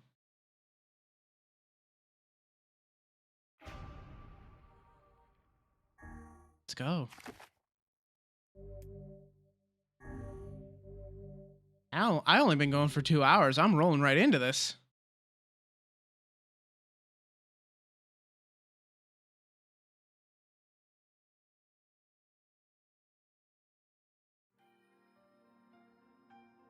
Whenever I interacted with Kaine, I was reminded about something from my past. Maybe my mind has been confusing her with my sister this whole time. Anyway...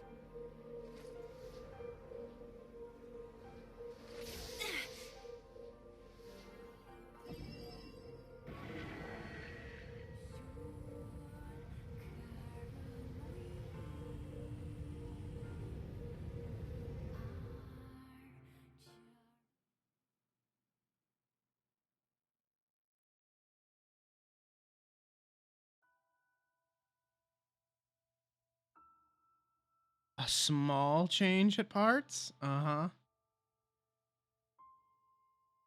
The sound of rain filled the village. The steep cliffs that surrounded the area magnified the sound, causing even the slightest drizzle to rattle like a thunderstorm. Thin wisps of smoke streamed from huts as the villagers huddled in their homes and waited out the rain. A single child, however, had braved the downpour and was now wandering slowly toward the wooden, hawk-shaped weather vane at the center of town. The wanderer reached the vane, which had existed for as long as any could remember, and stared. The child's face was simultaneously delicate and fierce, like a teacup that had survived a shipwreck. Those traits combined with pale white skin to give the face an almost sexless quality.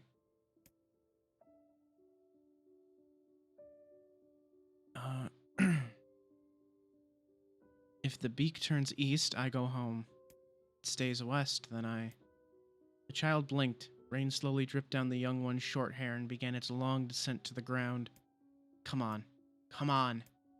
The child felt a slight breeze and watched as the vein slowly creaked to life. Spinning this way and that for a moment, it finally settled with the beak pointing firmly toward the east. East? Really? Before the vein could move again, a jagged rock came spinning and tumbling through the air, striking home against the child's head. The force of the blow dropped the child to the ground as a hail of stones began to fall all around. Oh no, they found me. A heartbreaking smile crept across the child's face as the stones continued their assault. Through the rain, the sound of multiple footsteps grew louder before a voice rang out. Yoo-hoo! Kaine!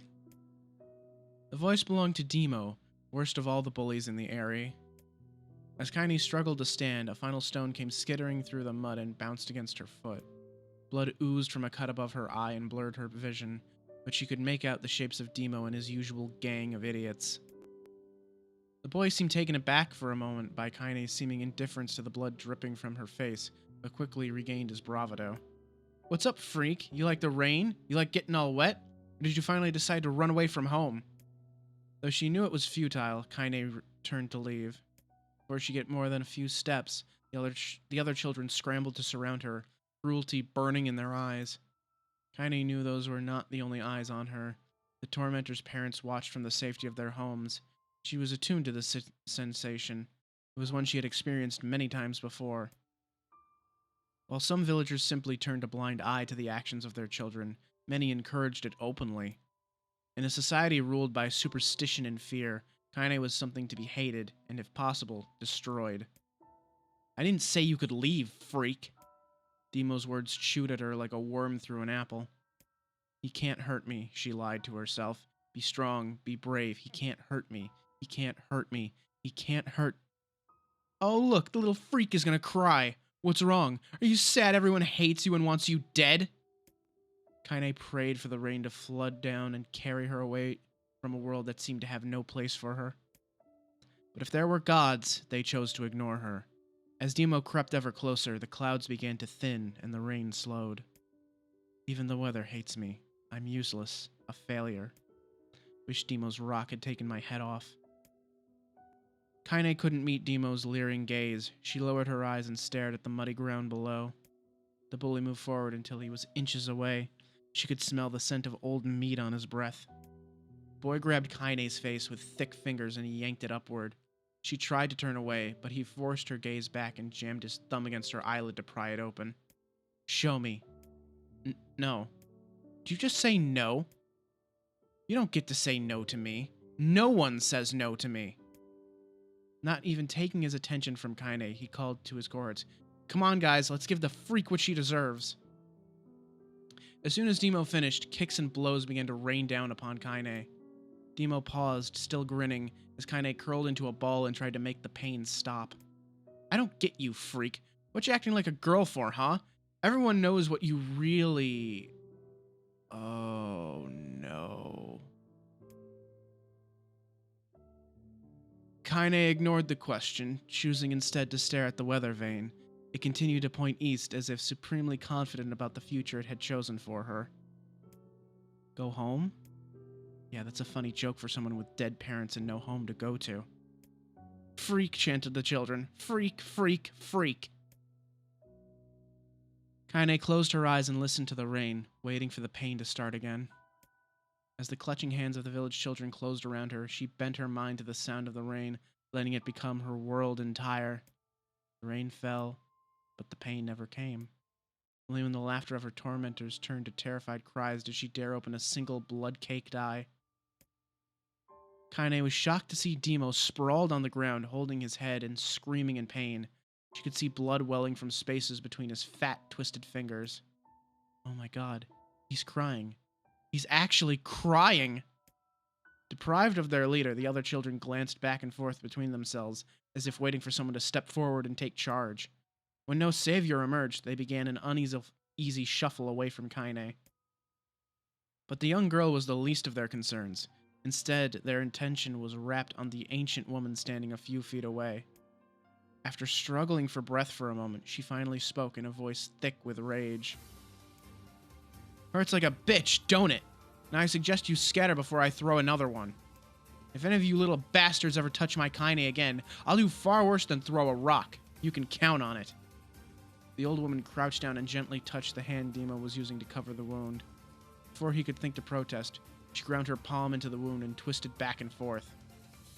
Ow! He screamed, leaping to his feet. Stop it! What are you doing? Quit whining. Ain't no one ever died from a scratch. You hit me with a rock, you stupid bitch. A big one. That thing could have killed me. The old woman shrugged. Death is the best cure for stupid!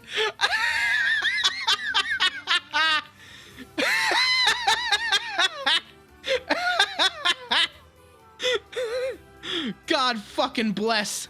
Holy shit. Demo's face twisted with rage at her words. Locking his eyes on Kaine, he took a step backward and spat on the ground. Get out. Leave this village. No one wants you here. Either of you. Seeing the old woman grab another stone, Demo and his companions turned tail and ran. As they fled, the old woman grabbed her side and barked out a single laugh. Ha! Look at the fat boy go! Guess he's healthy enough to run from a fight. The woman's smile faded as he turned her attention to Kaine.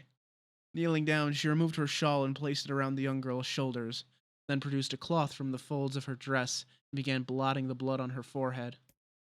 Oh, Kaine, she said. Why didn't you fight back? You're stronger than that lot. The words of her grandmother stung Kaine, and she turned away.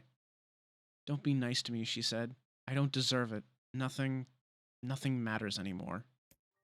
Her tears, held in check for so long, finally began to fall on the muddy ground below. Everyone hates me. They think I cause bad things to happen. They think I'm a freak. I wish I was dead. As Kaine's tears turned to sobs, she felt her grandmother's hands on her shoulders.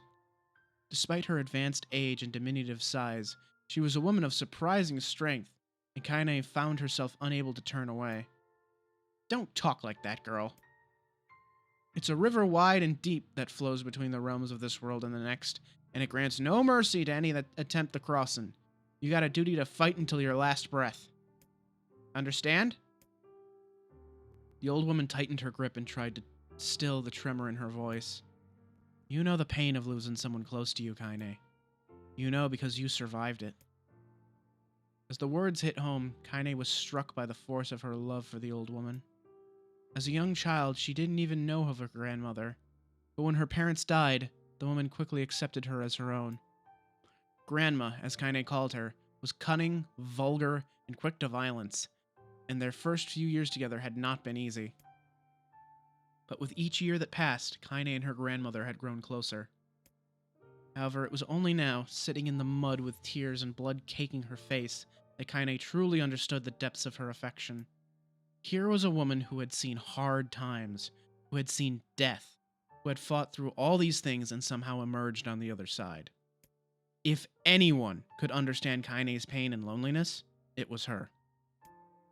Do I make you sick, Grandma? Course not. Don't be an ass. Kaine drew her grandmother's moth-eaten shawl around her body and shuddered. But my body, it's not normal. If I was normal, then Mom and Dad wouldn't... Hush, interrupted Grandma. I'll not hear another word of this nonsense. You're my granddaughter, and I love you, and if folks have a problem with that, they can just go to hell. With that, the old woman reached out and placed a wreath of dried flowers in Kaine's hair. The skill it took to bend the flowers without breaking the stems or losing a single petal was remarkable, and the beauty of it made Kaine want to cry all over again. Oh my gosh, these are lunar tears. Grandma, you made this for me? Lunar tears were legendary flowers.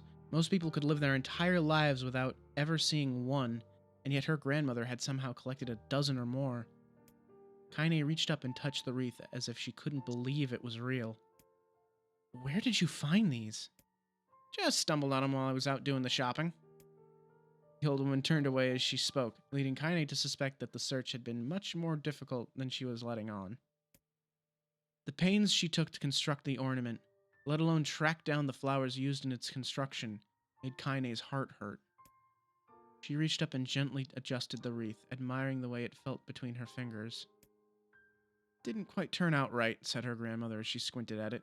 These old hands have trouble with delicate work. But it sure looks good on a pretty girl like you. Kaine blushed and turned away. You think I'm pretty? Of course you are. What a fool thing to say.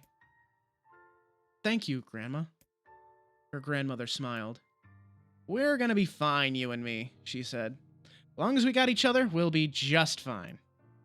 Kaine took her grandmother's hand in hers, and the two of them struggled to their feet. As they began the long walk home, Kaine gripped the hand with all her might, as if trying to stop smoke from drifting away on the wind. The rain had stopped. Kaine stood beneath the weather vane, watching it spin in lazy circles, no longer caring about the direction it faced when it stopped. I don't need to escape. I have a home now. Grandma loves me, and that's enough. Even if it's us against the world. Kaine let her gaze drift up past the vane and into the cloudy sky. The last faint hints of a rainbow were slowly fading. As she turned and headed for home, the light scattered into a million particles and vanished, seemingly taken away on the breeze.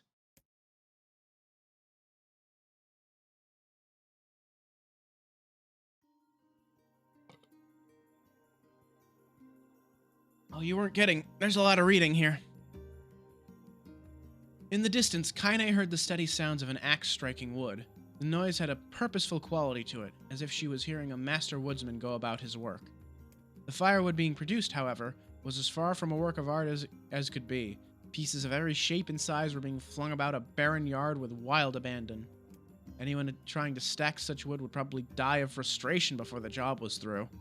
Stupid piece of shit axe! Kaine's grandmother flailed away with the axe, filling the air with both splinters of wood and words that would make the most hardened sailor blush. Grandma, called Kaine. Is that you, Kaine? Yelled the old woman, taking her eyes off the wood for a moment. Don't get too close, or I might take your goddamn foot off by mistake. She brought the axe down on a piece of wood, sending chips flying in every direction. One spun past Kaine close enough for her to hear the whistle, at which point she decided to step back. Once she'd scuttled to a safe distance, she cupped her hands around her mouth and shouted, Grandma, do you need help? I can get you water or lunch or, a new axe or something. The axe, poised to strike another wobbly blow, paused in midair. The old woman considered her granddaughter's offer for a moment, then smiled. Tell you what, since I'm doing such a piss-poor job of chopping, why don't you come here and take over so I can get the water?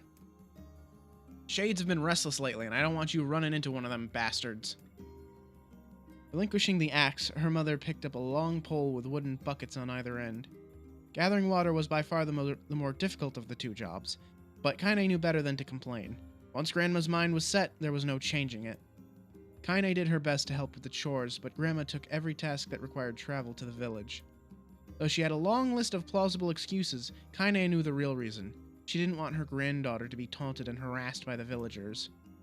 Once Kaine moved in, Grandma decided to take up residence a good distance from the area. Out of sight, out of mind seemed to be the best policy when it came to the villagers and her granddaughter, and rare were the days when any but the two of them would be found on the rocky acre of land they called home. Kaine enjoyed the solitude, but harbored a secret resentment that her grandmother was forced to spend her golden years in such a place. After watching her grandmother leave, Kaine turned her attention to the task at hand. She had never chopped wood before in her life, and soon discovered why the old woman hated the chore. Swing after swing of the axe produced only a tiny crack in the wood, and when she finally managed to connect with a solid stroke, the tool embedded itself in the log and refused to budge. Frustrated, Kaine swung the axe around her head and threw it, log and all, across the yard. Damn it! Damn it! Ugh, crap! She suddenly understood the joy her grandmother felt in a good curse. Happier now, she picked up the axe and forced it from the wood and resumed chopping. She had a natural skill with a blade, but the task was challenging, and blisters soon began to form on her small pink hands. This is tough, and my logs are all weird sizes. Spitting on her palms and ignoring the pain, Kaine redoubled her efforts. Just as she was developing a rhythm, Grandma returned from the village. Setting down her buckets with a small sigh, she took one look at the logs and coughed out a wheezy laugh. Pretty clumsy, girl. You better practice if you... Her grandmother suddenly collapsed to her knees, causing one of the buckets to wobble precariously. Eyes wide, Kaine dropped the axe and ran to her grandmother's side. Grandma! The old woman shook her head and pointed a trembling finger at the bucket. Get the bucket. Can't let it spill. Kaine steadied the bucket with a foot as she knelt by her grandmother. A small bit of water sloshed over the side and made a new home in the hem of her dress, but Kaine didn't notice. Grandma? Grandma, what's happening?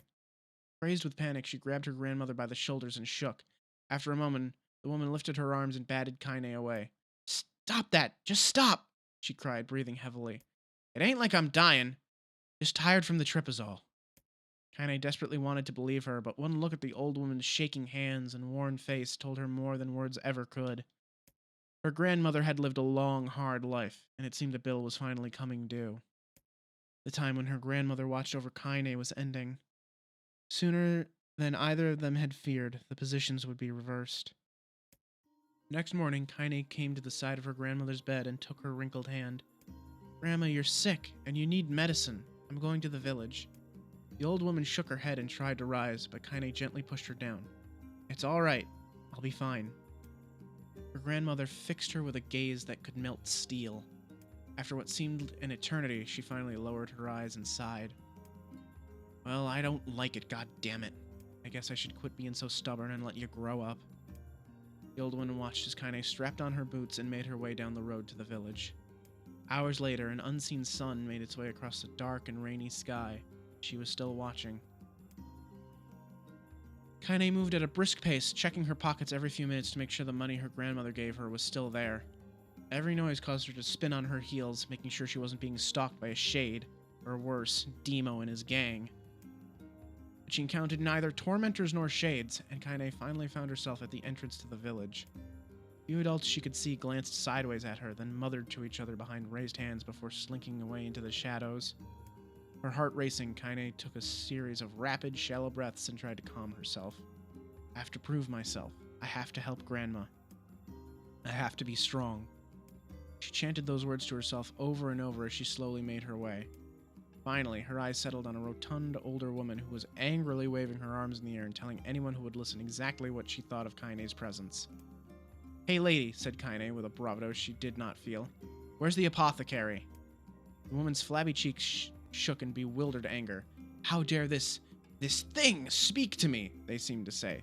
But Kaine saw that her eyes held a different emotion. Fear. Yeah, we're both scared, lady. Trust me on this one. Which way? Kaine repeated. The woman pointed at a small building to her right before hitching up her dress and stumbling off in the other direction. Kaine cringed, expecting a stone to come flying from the assembled crowd, but none came. Her mind was filled with a strange sense of pride as she made her way to the apothecary. But the new emotion had little time to take root, for as soon as she opened the door, she noticed a familiar customer at the counter. It was Demo. He'd clearly been sent here on some kind of family errand, because his gang of followers was nowhere to be found. Oh my god, he sputtered. I mean, what are you doing here, freak? The insult was delivered without force, and Kaine happily ignored it. Stretching on tiptoes to see over the counter, she asked the shopkeeper for the medication. Ha! Barked Demo. That old bitch finally keel over? Go to hell, Demo. The boy's eyes grew so wide they seemed ready to fall out of his head. But before he could let fly a comeback, or worse, a punch, the apothecary told them to knock it off before he kicked them out of the store. Demo slunk out of the shop, cursing Kaine under his breath. Once he was gone, she allowed herself to breathe once more, taking a brief tour of the shop while the owner prepared her medication. Countless tiny bottles filled the cramped store, each with a label written in some indecipherable language. An ocean of aromas assaulted her nose, creating a scent that was exotic, but not altogether unpleasant. Seeing such a variety of supplies gave Kaine a sense of peace. Surely in a world so vast, there would be a place that she could call home. On the far wall, behind the counter, rested a portrait of a stunning young girl. The picture had once contained bright, vibrant colors, but time had worked its cruel magic, and they were beginning to fade. The beauty of the work, however, remained undiminished. You like that picture? Kaine turned to find the apothecary with a small vial of medicine in his hand. His eyes were gentle but sad. They seemed to stare through her and into nothing as he spoke. That's my daughter. I sketched it when she was just a little girl. She's been dead for a long time now. Kaine didn't know how to respond. She just stared at the portrait and tried to come up with the right words. Pictures are wonderful things, continued the shopkeeper. They let the ones closest to you live on forever. He shook his head slightly, then looked down at Kaine and smiled.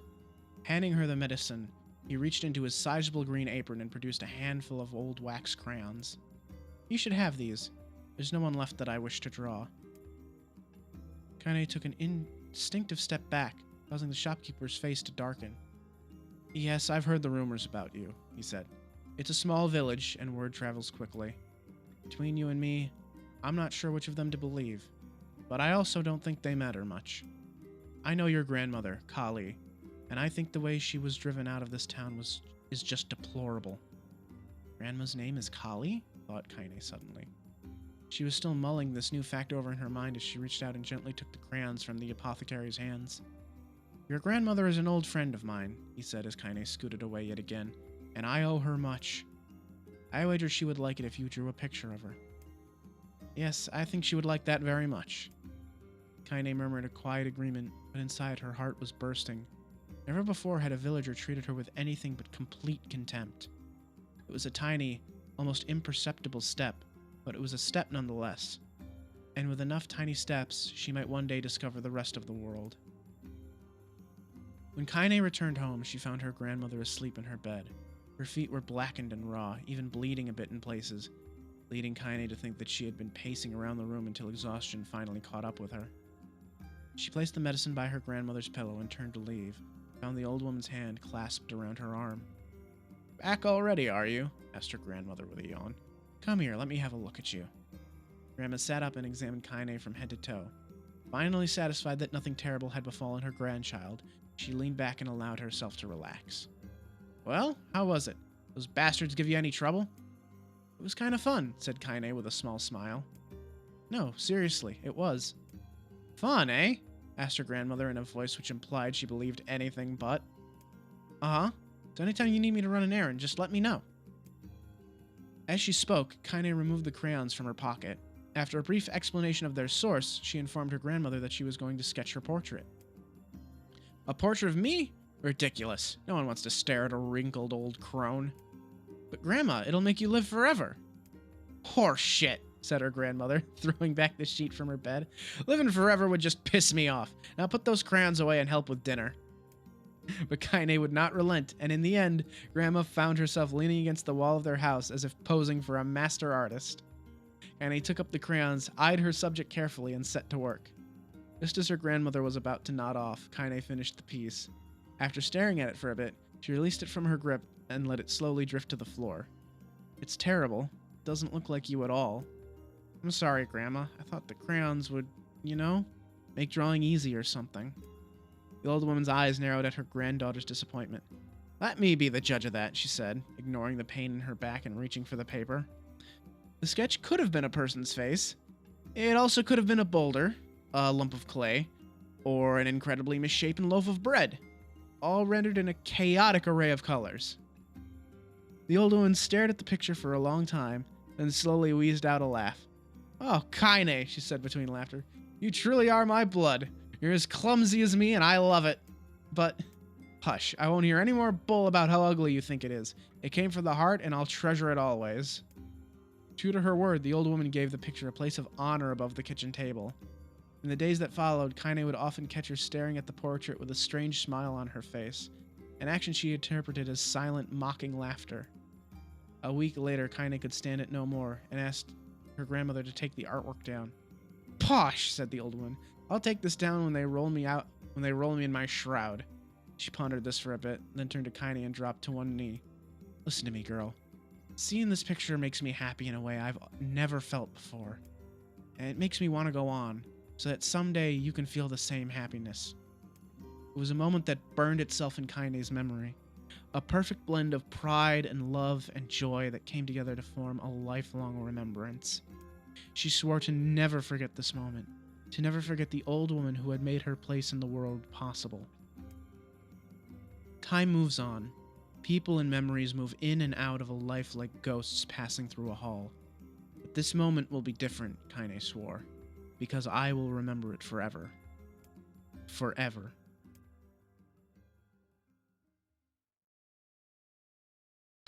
This is some really good backstory, honestly. I'm enjoying this. It's just a lot of reading. Kaine listened to the sound of crackling firewood and stared at the black object on her plate. She'd been pushing it around the wooden disc for a good 10 minutes, ignoring the bemused stare of her grandmother. Finally, she summoned her courage and gave the object a brief sniff. A sharp, bitter scent flew up her nostrils and made its home there, causing her face to twist with disgust. Grandma, I can't believe you want me to eat a bug. The old woman threw some more wood under the cooking pot and snorted. It's no bug, you fool girl. It's a berry. Why the hell would I be feeding you bugs? Yeah, well, it sure looks like a bug, said Kaine. I think it's burnt or something because it smells terrible. With that, Kaine held her nose and threw the berry in her mouth, chewing as little as possible. Oh yeah, that's terrible, all right. Why, you little brat, laughed the old woman. A bug? Snacks? Oh no. Look at the sass on you. You've been spending too much time with me. That's a fact. 5 years had passed since the moment when Kaine's grandmother saved her from the bullies. As is often the way with two stubborn people, their relationship had grown in fits and starts, but moved forward all the same. Meals that used to be somber affairs were now filled with laughter and hurled abuse in equal measure. Kaine could not remember a time when she had been happier. As the years went by, Kaine started to shoulder more and more of the daily responsibilities. Her grandmother's legs grew weaker by the day, and she could no longer do many of the chores she used to take for granted. And so this morning found Kaine lacing up her work boots with a breakfast of burned berry rolling through her belly. Where are you going today? Asked Grandma suddenly. Kaine looked up, surprised. The old woman rarely asked for specifics anymore. Well, I was going to check out the kelma trees and see if they were ripe. Thought we could make some jam or something. Oh, and I'm going to pick up some flagstones, so I need to take the wheelbarrow. Flagstones? What in the hell for? Kaine stared at her grandmother, then held out an arm and swept it around their home.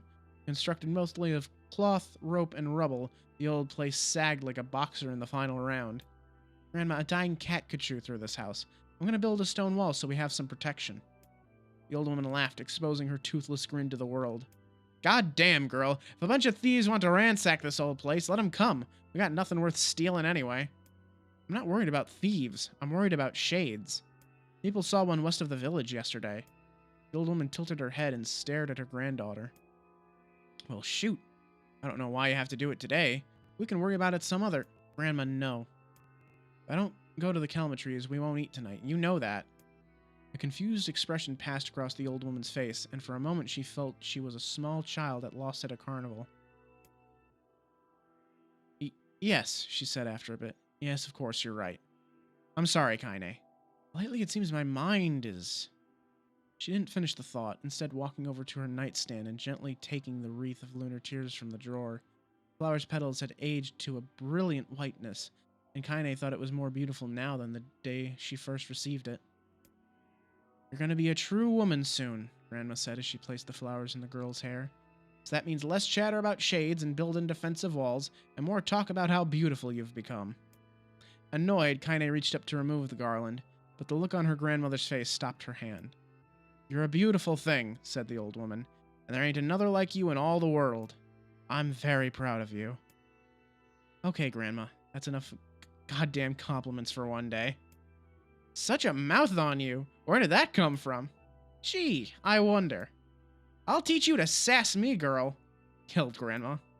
Suddenly, she lurched forward and grabbed Kaine by the ears, pulling her around the room with a crazed grin on her face. Grandma, yelled Kaine in a quaking voice. Grandma, stop it! What the hell? The old woman stared at her and blinked, then slowly held her wrinkled hands out as if it was the first time she had ever seen them. Oh, I don't know what happened there. I'm sorry, girl. Sometimes my mind just... Kaine thought the look on her grandmother's face was the most heartbreaking thing she had ever seen. Listen, she began. Maybe I should stay home after all. No, I won't have you stay here to keep an eye on an old codger like me. You go get your fruit and your wall and whatnot. I'll be fine. And when you come back, I'll have a nice grasshopper dinner waiting for you. Kaine rolled her eyes, then kissed her grandmother on the forehead and made ready to depart, trying desperately to ignore the worry that was gnawing at the walls of her heart. Kaine could feel the old woman's eyes watching her as she moved down the path. Don't turn around, she told herself. But in the end, the temptation was too great. She spun on her heel for one final look and saw a small, bent woman standing in front of a ramshackle hut with a sad expression on her face. Gods, she looks so old now. It's like the wind could reach down and just carry her away.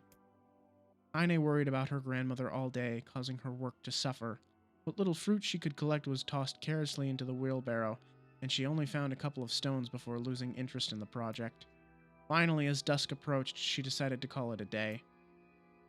Cursing herself for the lack of focus, Kaine pushed the nearly empty wheelbarrow back down the path. As she crested the final hill, she suddenly froze in place. The wheelbarrow fell from her fingers and collapsed on its side, sending a few pieces of wrinkled brown fruit rolling back down the hill. Her gaze was transfixed by a thick black cloud that hovered just ahead. Tracing its path with a finger, Kaine suddenly felt her stomach knot in on itself. No. Oh, gods, no. Her grandmother's house was ablaze, flames licking up as if trying to touch the sky itself. Grandma? Grandma! Kaine ran then, faster than she had ever moved in her life. Once she tripped on a stone and went sprawling into the rocky ground, but she leapt to her feet and continued running, unmindful of the blood that spilled from her wounded hands and knees. As she got closer and closer, Kaine's mind began to race in time with her footfalls. It's too dark. It's too dark. Not just fire. Can't be fire. Too much smoke. Gotta save her. Gotta save her. She burst into the front yard and came to a sudden halt, her worst suspicions confirmed. The smoke from the fire was mingling with the thick, inky blackness of an enormous shade. The massive creature supported itself on 3 twisted feet and achieved balance through means of a large armored tail. Scales, horns, and claws sprouted from its body in random, chaotic pattern, giving it the appearance of a lizard designed by some insane god. So there's the boss from the first part of the game. Seeing Kaine, it let out a roar and flicked its tail, sending small whirlwinds spinning around the yard. For a moment, the creature retreated into a shimmering, inky blackness, as if her mind was unable to comprehend that such a thing could actually exist. But then the smell hit her, a blend of rotted meat and excrement, and the horror became real once more. The creature bellowed again, and this time Kaine responded with a scream of her own. All right, you bastard, she thought as her scream echoed off the high cliff around them. It's you or me. Let's go. The shade eyed Kaine with bemused interest. Then it began looking from her to the house and back again, as if urging her to look at the destruction it had so gleefully wrought. With dread building in her heart, Kaine glanced around the house. Through the smoke and flames, she spotted a small figure struggling to escape the ruins. Grandma! With the sound of her voice, the old woman began waving frantically. She's alive, thought Kaine. Alive! Kaine's legs sprang to life as she raced across the yard toward the flaming wreckage of the house. Before she could advance more than a few steps, the shade opened its mouth and let out a roar powerful enough to uproot trees and send them flying. The blast sent Kaine tumbling through the air before smashing her against the rocky earth. Stars danced in front of her eyes as she tried to remember how her legs worked. Get up. Get up. Get up, get up, get up, get up now! As Kaine struggled to her feet, the shade stomped toward the house and pinned her grandmother to the ground with the tip of a claw. The old woman struggled to move the claw from her stomach, but she might well have been pushing a mountain. She coughed briefly, sending a small spray of blood into the air, and collapsed to the ground, her energy spent. Kaine lurched to her feet only to fall back to the earth with a gasp. Her ankles were on fire. One or both of them were surely broken. Ignoring the pain that screamed through her body, she began dragging herself across the ground, leaving a drunken trail of dust and blood in her wake. Grandma, hold on. Just a little longer. Her grandmother's face was turning blue, her eyes rolling back until only the whites were exposed. Kaine pulled herself across the ground with maddening slowness, the distance seeming to increase with every second that passed. The shade glanced between the two women and flicked out its tongue, its giant mouth turning up at the corners. Short, panting breaths belched from somewhere deep inside its core. Bastard. Laughing at us. She had no idea how such a mindless creature could experience emotion, but there could be no doubt the shade was taking joy in their suffering. Yeah, I see your plan. The shade moved its claw slightly, allowing Grandma to breathe again. It was clearly keeping her alive only to snuff out her life when Kaine was close enough to touch her. I'm gonna kill this bastard. Summoning all her strength, Kaine rose to her feet. There was a sickening snap from her right ankle as the foot twisted backward, but she forced it from her mind and began to hobble toward the monster.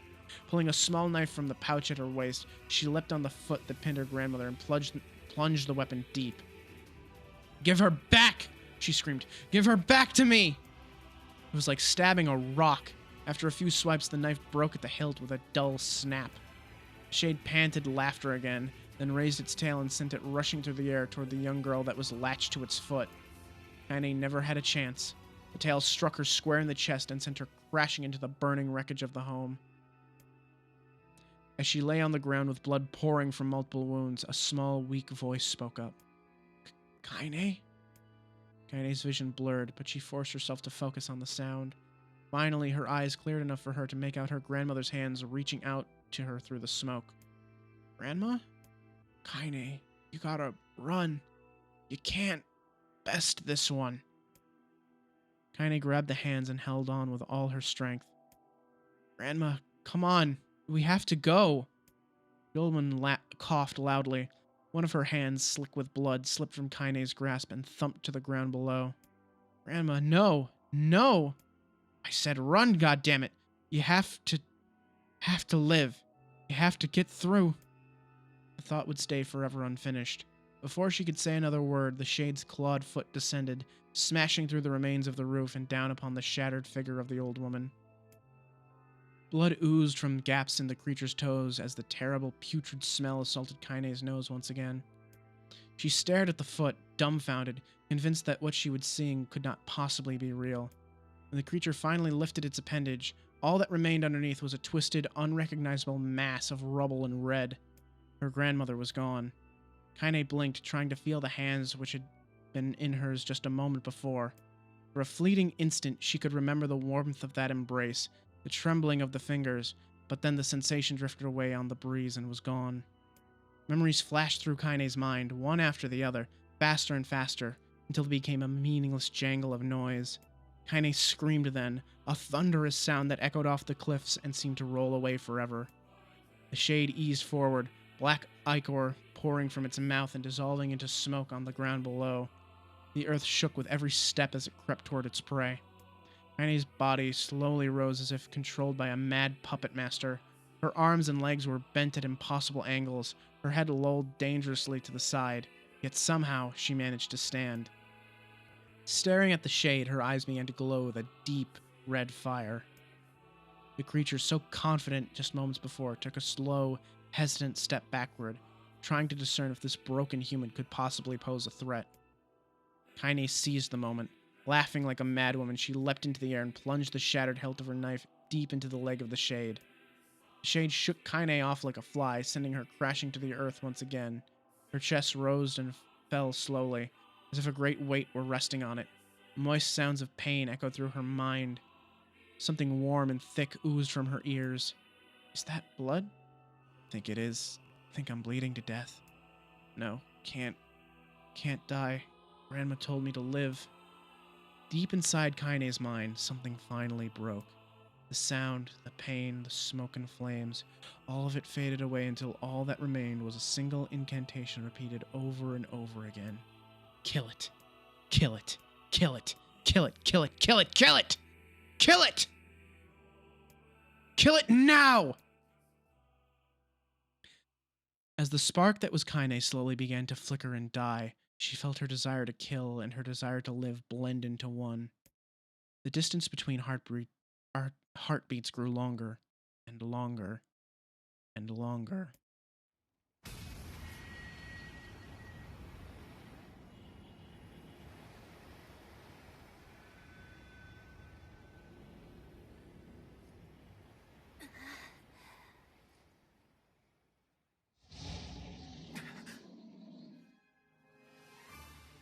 The beast approaches.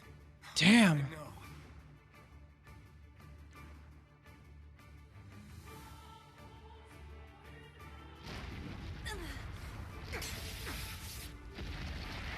So that's how Kaine knew that Shade wasn't her grandmother when she heard that voice telling her to just give up. Okay, I see. This fucker again, huh? How many times we gotta teach you this lesson, old man? What anger this creature must have. How does it even survive these past 5 years? I'm not gonna let this happen again. It dies today. My sword feels lighter.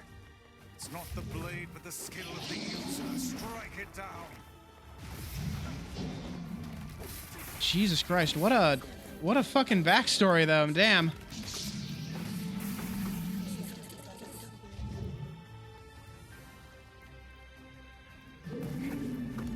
Hello?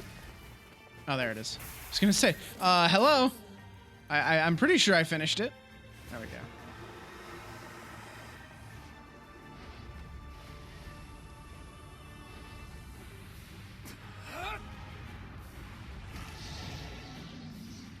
So if this is Kaine's story, does that mean we actually get to play as Kaine? That'd be cool.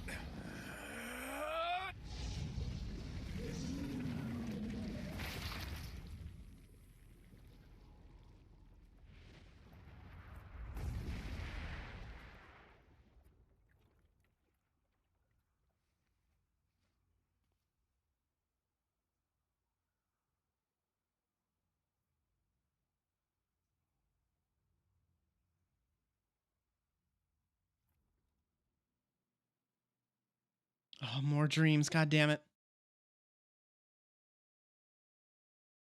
Damn, I've been reading for almost, like, 40 minutes now.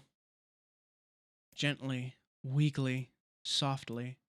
The shade, sure that its tormentor was dead, turned and stomped off toward the horizon, stopping along the way to bellow one final roar. Couldn't kill it. Shamed beyond imagining, Kaine tried to turn her head to the side, only succeeded in coughing up a huge gout of blood. It was getting difficult to see, and only after a moment of fierce concentration did she realize that her left eye was gone. Laughing to herself, she turned her remaining eye to the ruins of her home and noticed a ragged stump of arm resting a few feet away. Yeah, that's mine, she thought with a mad giggle. This is gonna make clapping a real bitch. Ha! Cried a sudden voice from the depths of her mind. Finally gonna die, are ya? Well, you had it coming. Go to hell, Demo, she thought at the unseen assailant. Go to hell before I pluck out your eyes and feed them to a dog. The voice of her childhood terror evaporated into smoke, only to be replaced by another, more recent voice. Hold still, said the apothecary, materializing from the ruins like a ghost. I want to draw you. That way you can live forever. No, stop. Don't want to live forever. Want to die right here. I see, he said quietly.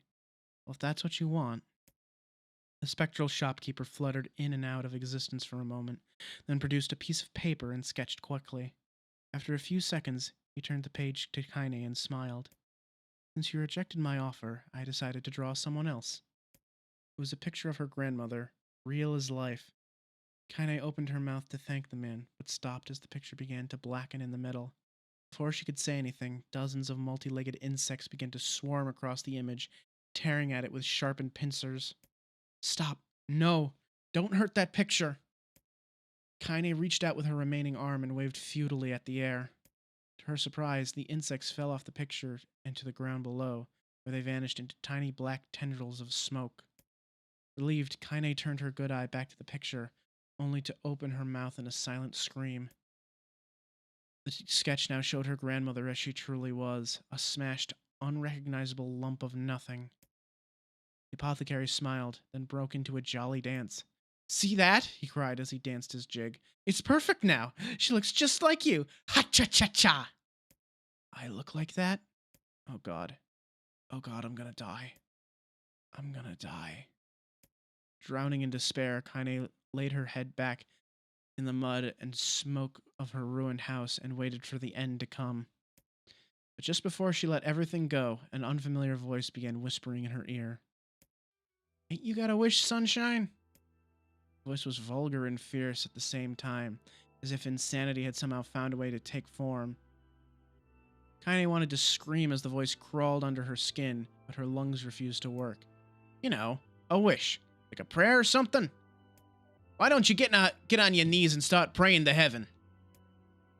Please. Please, invisible man in the sky. Save me. Save me. Kaine finally resorted to shouting at the voice with her mind. I don't make wishes. They don't come true for me. I'm a curse. A freak. I should be left to die. The other voice boomed in her ears. Oh, God, you are the best. Kaine glanced down and saw a black, shiny substance oozing from her legs. She tried to brush it away, but her remaining arm would no longer respond. The substance slowly crept around her feet, then began moving up toward the rest of her body. Is this death? Is this what it's like? Or is my mind just losing itself? She could feel the slime oozing upward, feel the hot, searing pain it left in its wake. Whatever else might be happening, she was still alive, and this was real.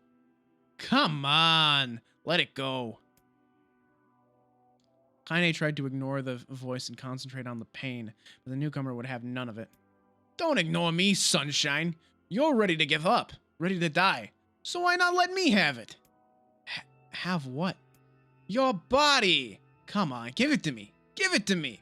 I want to stand on the ground, feel the rain, taste the wind. The voice paused as if licking its lips. When it resumed, it was filled with a mad, unabated joy. And I want to take your hands and use them to choke the goddamn life out of people. I want to tear out their throats and bathe in the blood just like before. In response, Kaine shifted her head and vomited. The warmth of it crept down her front and mingled with the pain of the encroaching black ooze. Are you a shade? Yeah, maybe. What of it? The slime reached her face, crept up past her nose, and slowly oozed into the socket of her missing eye. The moment it touched her brain, Kaine was struck by the most powerful sensation she's ever felt in her life. It was ecstasy. She wanted to scream with delight, but all she could manage was a small, whispered moan. Feels good, don't it? Asked the voice with a chuckle. Yeah, what can I say? I know how to please the ladies. Now give me that body. Come on, give me the body and I'll give you more of this feeling. It's a fair trade. A black lump began to protrude from Kaine's side. As she watched, it grew longer and thicker, eventually taking the form of her missing arm. I can see better, she thought. My eye must be growing back too. Slime reached up to envelop the rest of her face, but she managed to brush it away. Stop, she whispered, marveling at how she had regained her voice. Stop! The black ooze hesitated, as if considering this request, and quickly shimmered down her body before disappearing in a cloud of smoke. Ah, what the hell, sunshine? Screamed the voice. We had a deal! I thought you wanted to die! Grandma said, can't die yet.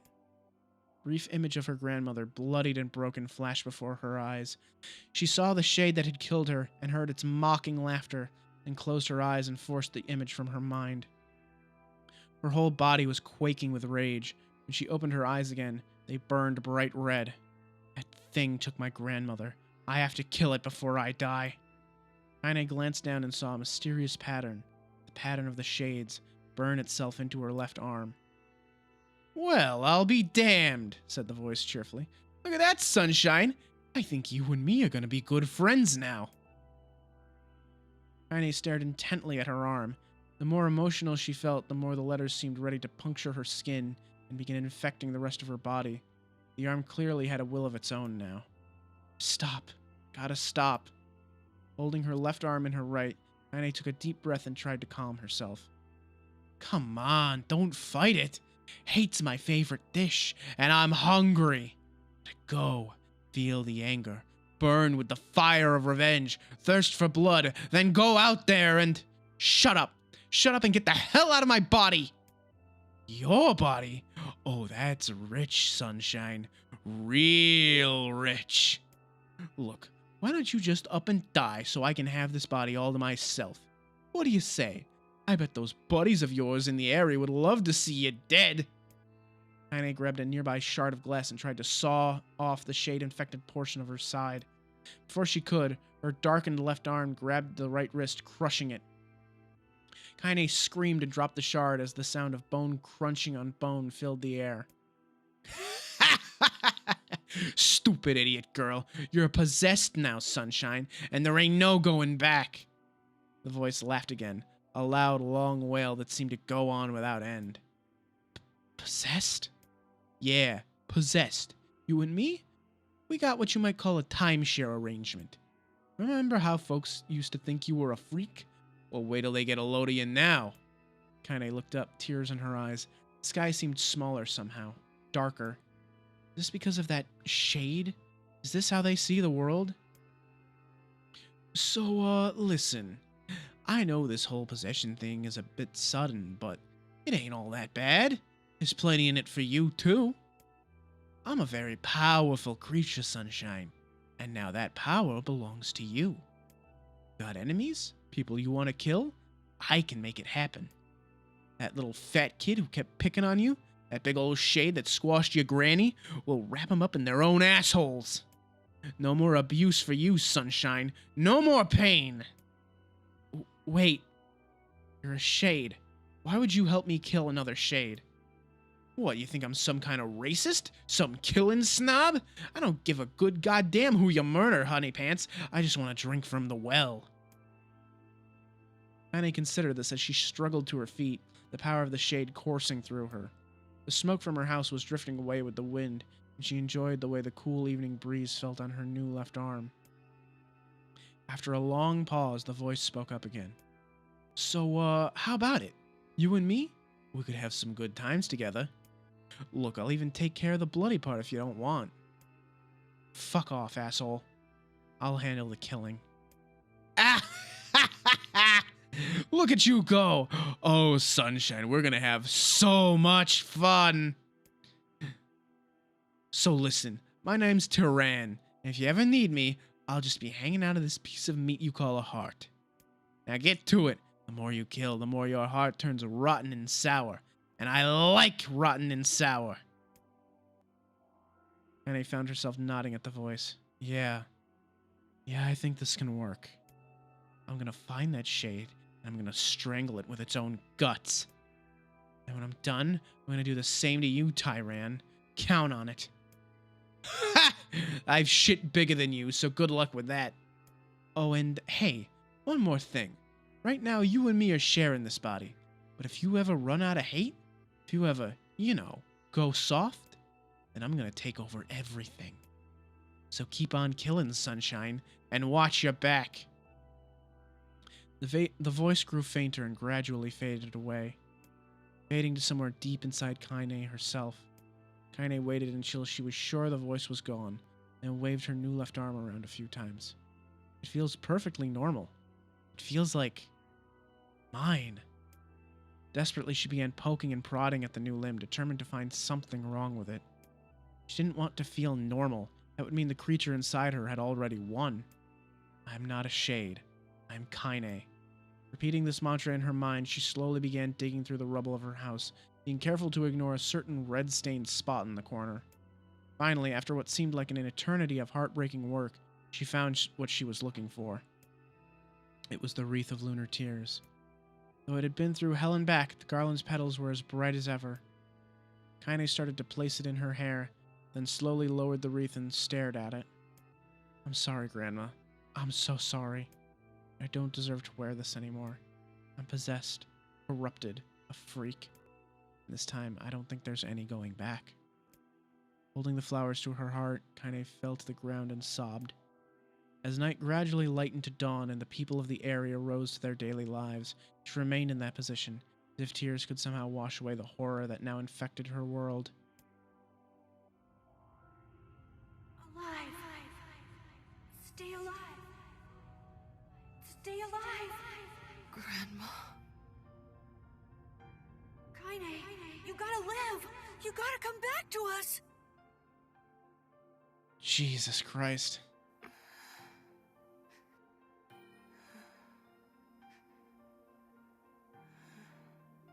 Oh, hey.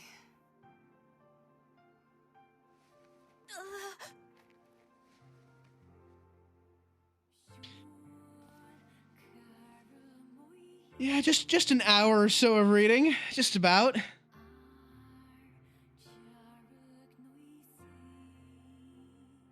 Emil, you were the one calling me, weren't you? You still recognize me? Of course. I knew you right away. Thank you, Kaine. Welcome back, Kaine. Wow, you grew up. So, how long has it been? 5 years.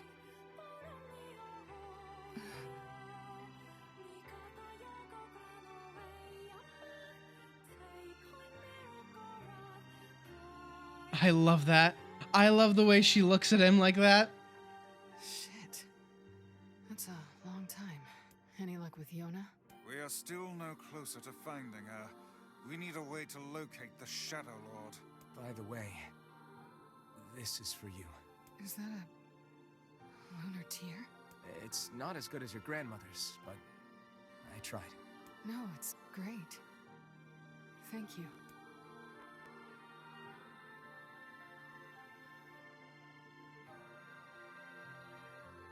Kaine waking from her long petrified sleep. Emil's unflagging kindness. Our reunion was a happy one, and we let it wash over us like rain. That is, until Devila and Popola had to go and ruin it all.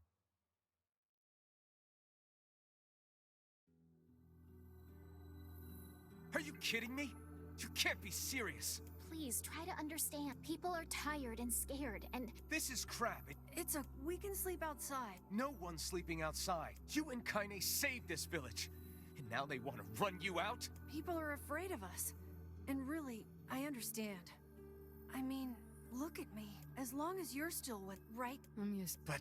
We'll see you later. Sorry about this. Yeah, God.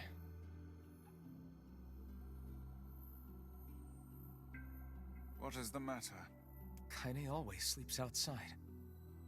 I never thought about that until just now. Never even occurred to me. Damn it. We should turn in. God damn. I didn't get much sleep that night. For the first time in my life, I hated Devila. For the first time in my life, I doubted Popola. But those feelings are pointless in the end. They said and did what they did for the sake of the village.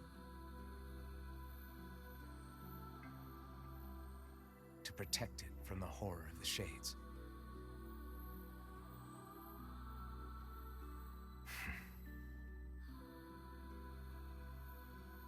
Really, how can I blame Devila and Popola?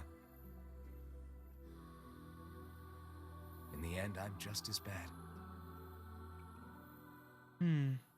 Because I never once stopped to think about Kaine and Emil's situation myself.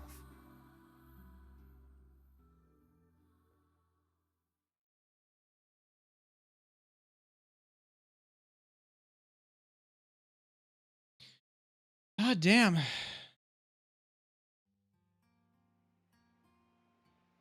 Oh, we get to see them camping?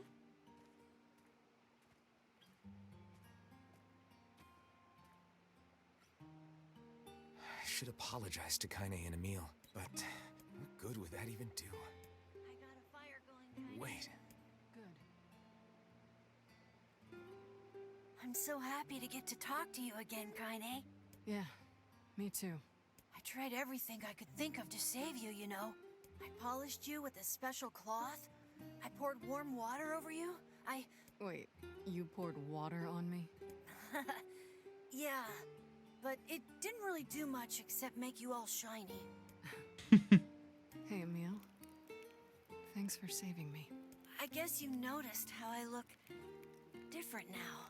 I'm sorry, Emil. I'm sorry for all of it. Well, I mean, this new form isn't all bad, you know?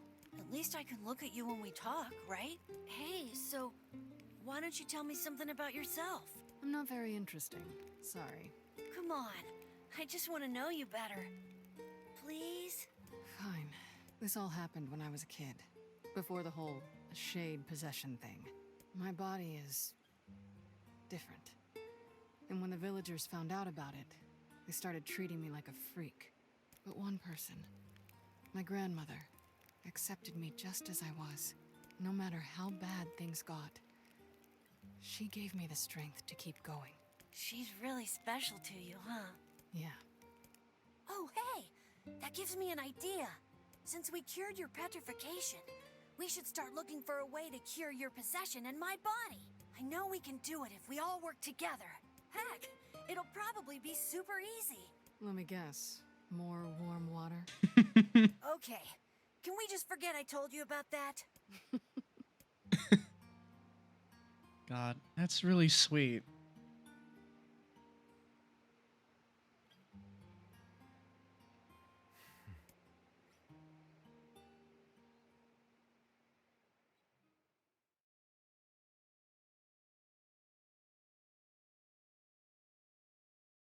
That's a really, like, nice moment. I'm glad we got to see that. Sleep well? Sure. And yet your red eyes tell a different tale. Don't be so hard on yourself, lad. I need to go see Devila and Popola. Very well.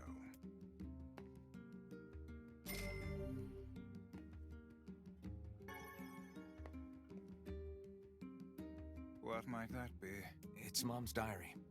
I've not heard you speak much about your mother. This is new. She got the black scrawl and died when I was little. My apologies for bringing it up. It's all right. I can barely remember her face anymore. This is the only thing I have left of her. Reading it helps remind me of when we were still a family. I see. But the final entries get a little strange. In what way? Well, here, take a look.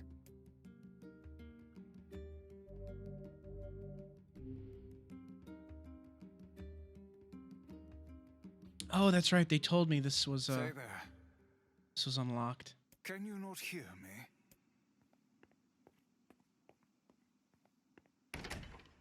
Oh? Hello? Standing about like a slack-jawed ninny. Hello, Gestalt Nier. Felt like I was dreaming or something. Sleeping on one's feet is quite the talent indeed. Come now. There's the door. Hello, Gestalt Nier. What are you doing here?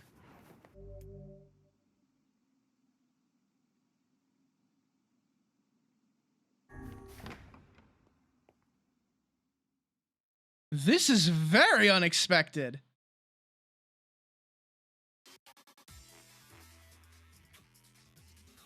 This is the world of the recycled vessel created to avoid the destruction of all. Huh?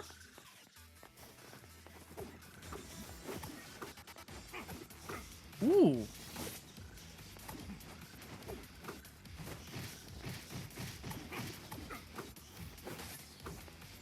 Where are we going? We going up? We going down? We're going down. Oh, this is some different music.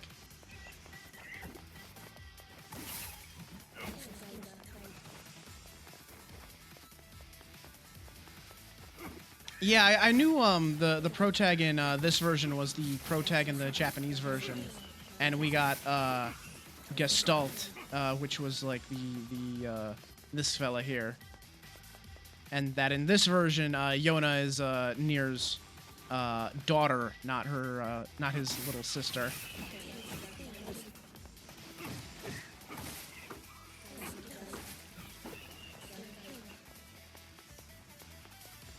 Yeah, I didn't play the OG either. I actually have OG Nier for the PS3. Like the English version, anyway.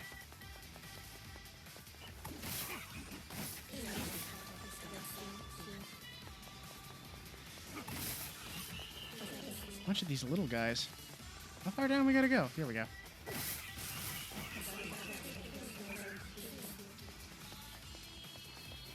Oh, I gotta kill them all? I guess so.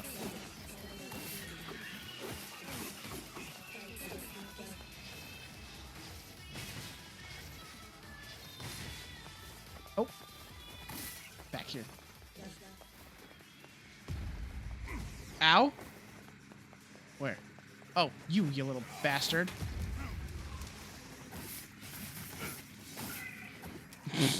barely even posed a challenge.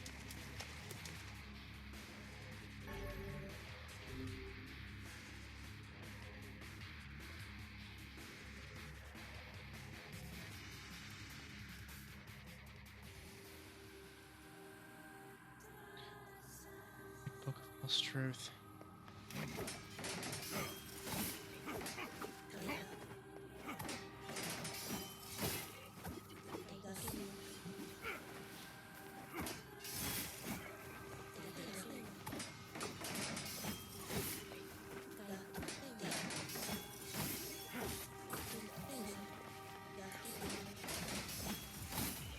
So my guess is that the Black Scrawl is probably the replicants, like, expiring, like, going bad or something like that. Or, like it's somehow tied into, the Shades trying to get their bodies back. Man, the like, effects on this are a little wonky.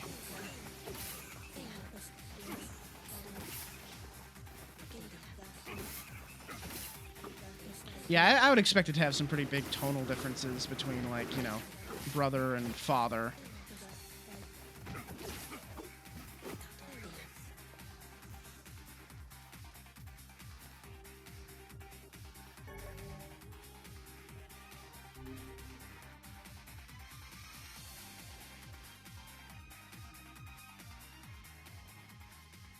Soldiers of Salt calling forth white death. They are legion, those who plunge the world into darkness.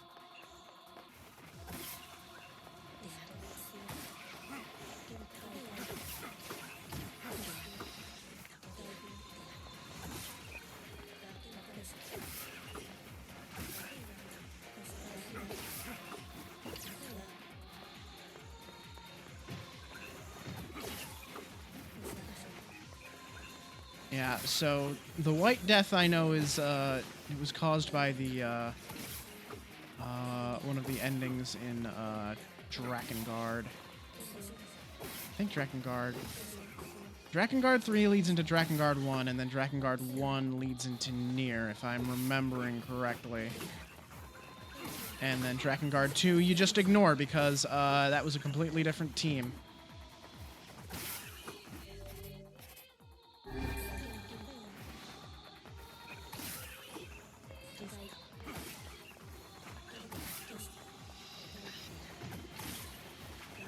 Bastards. Oh, this camera, man.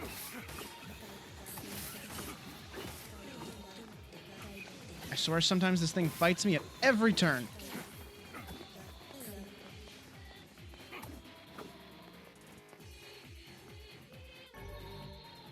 Ooh, I got a new sword.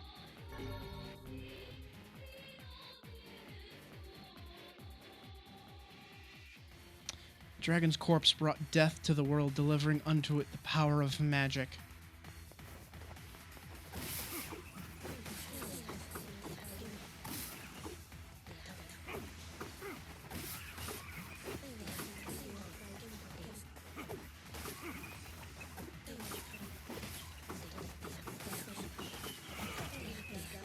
Yeah, it is kind of cool how the joke ending created this.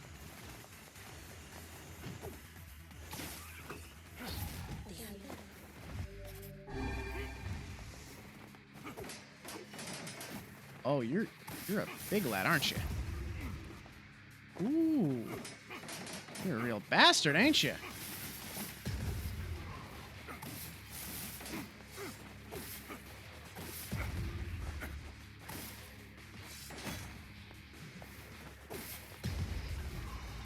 Just gotta get, like, the sides behind him. Come on. Just gotta stab him in the ass. It's like those armored boars in Dark Souls. Just stab him in the ass.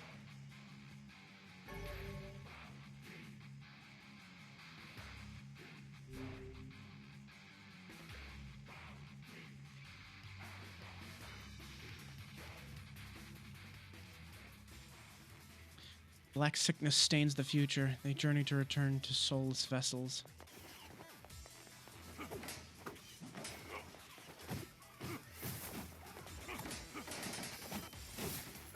This music is a really interesting choice. This sort of like techno style. When I'm like so used to like everything else that Nier uses.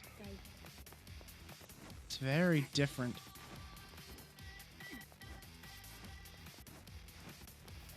It feels like a little like SMT almost.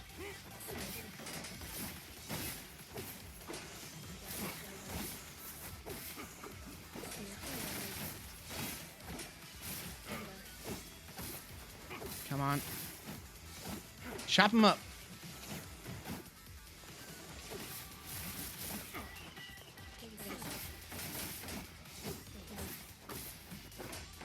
Finish it. Come on.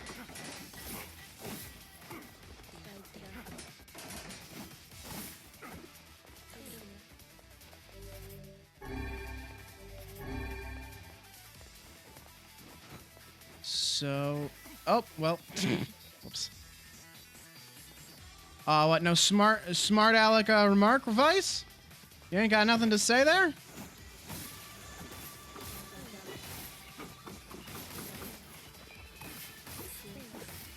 Not gonna make some, like, quip about how I can't, like, swim in sand? Or how you got, like, grit in your grunders?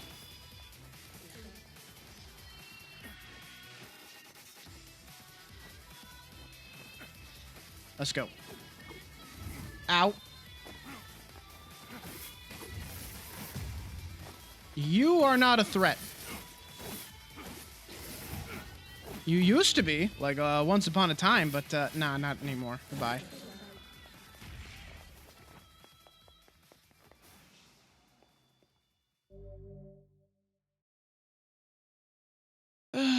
Obtained the Kabuki outfit. Nice.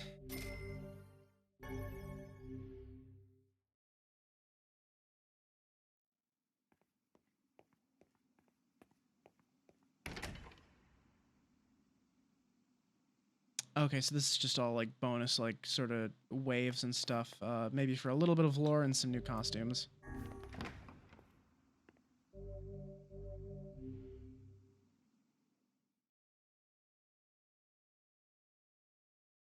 Yeah, this was, they told me about this after I beat Route A.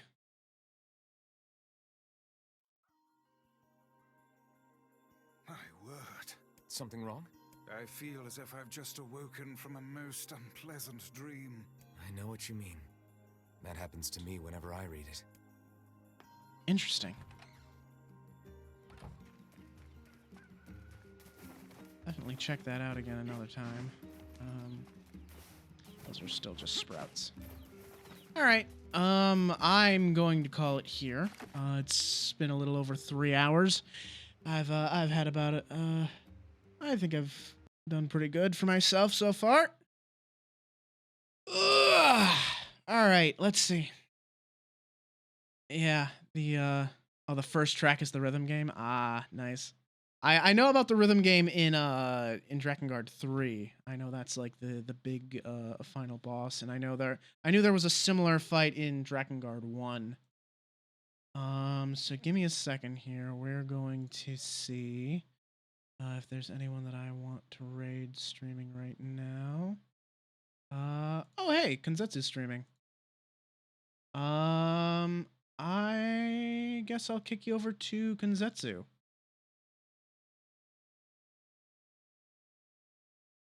Let's see.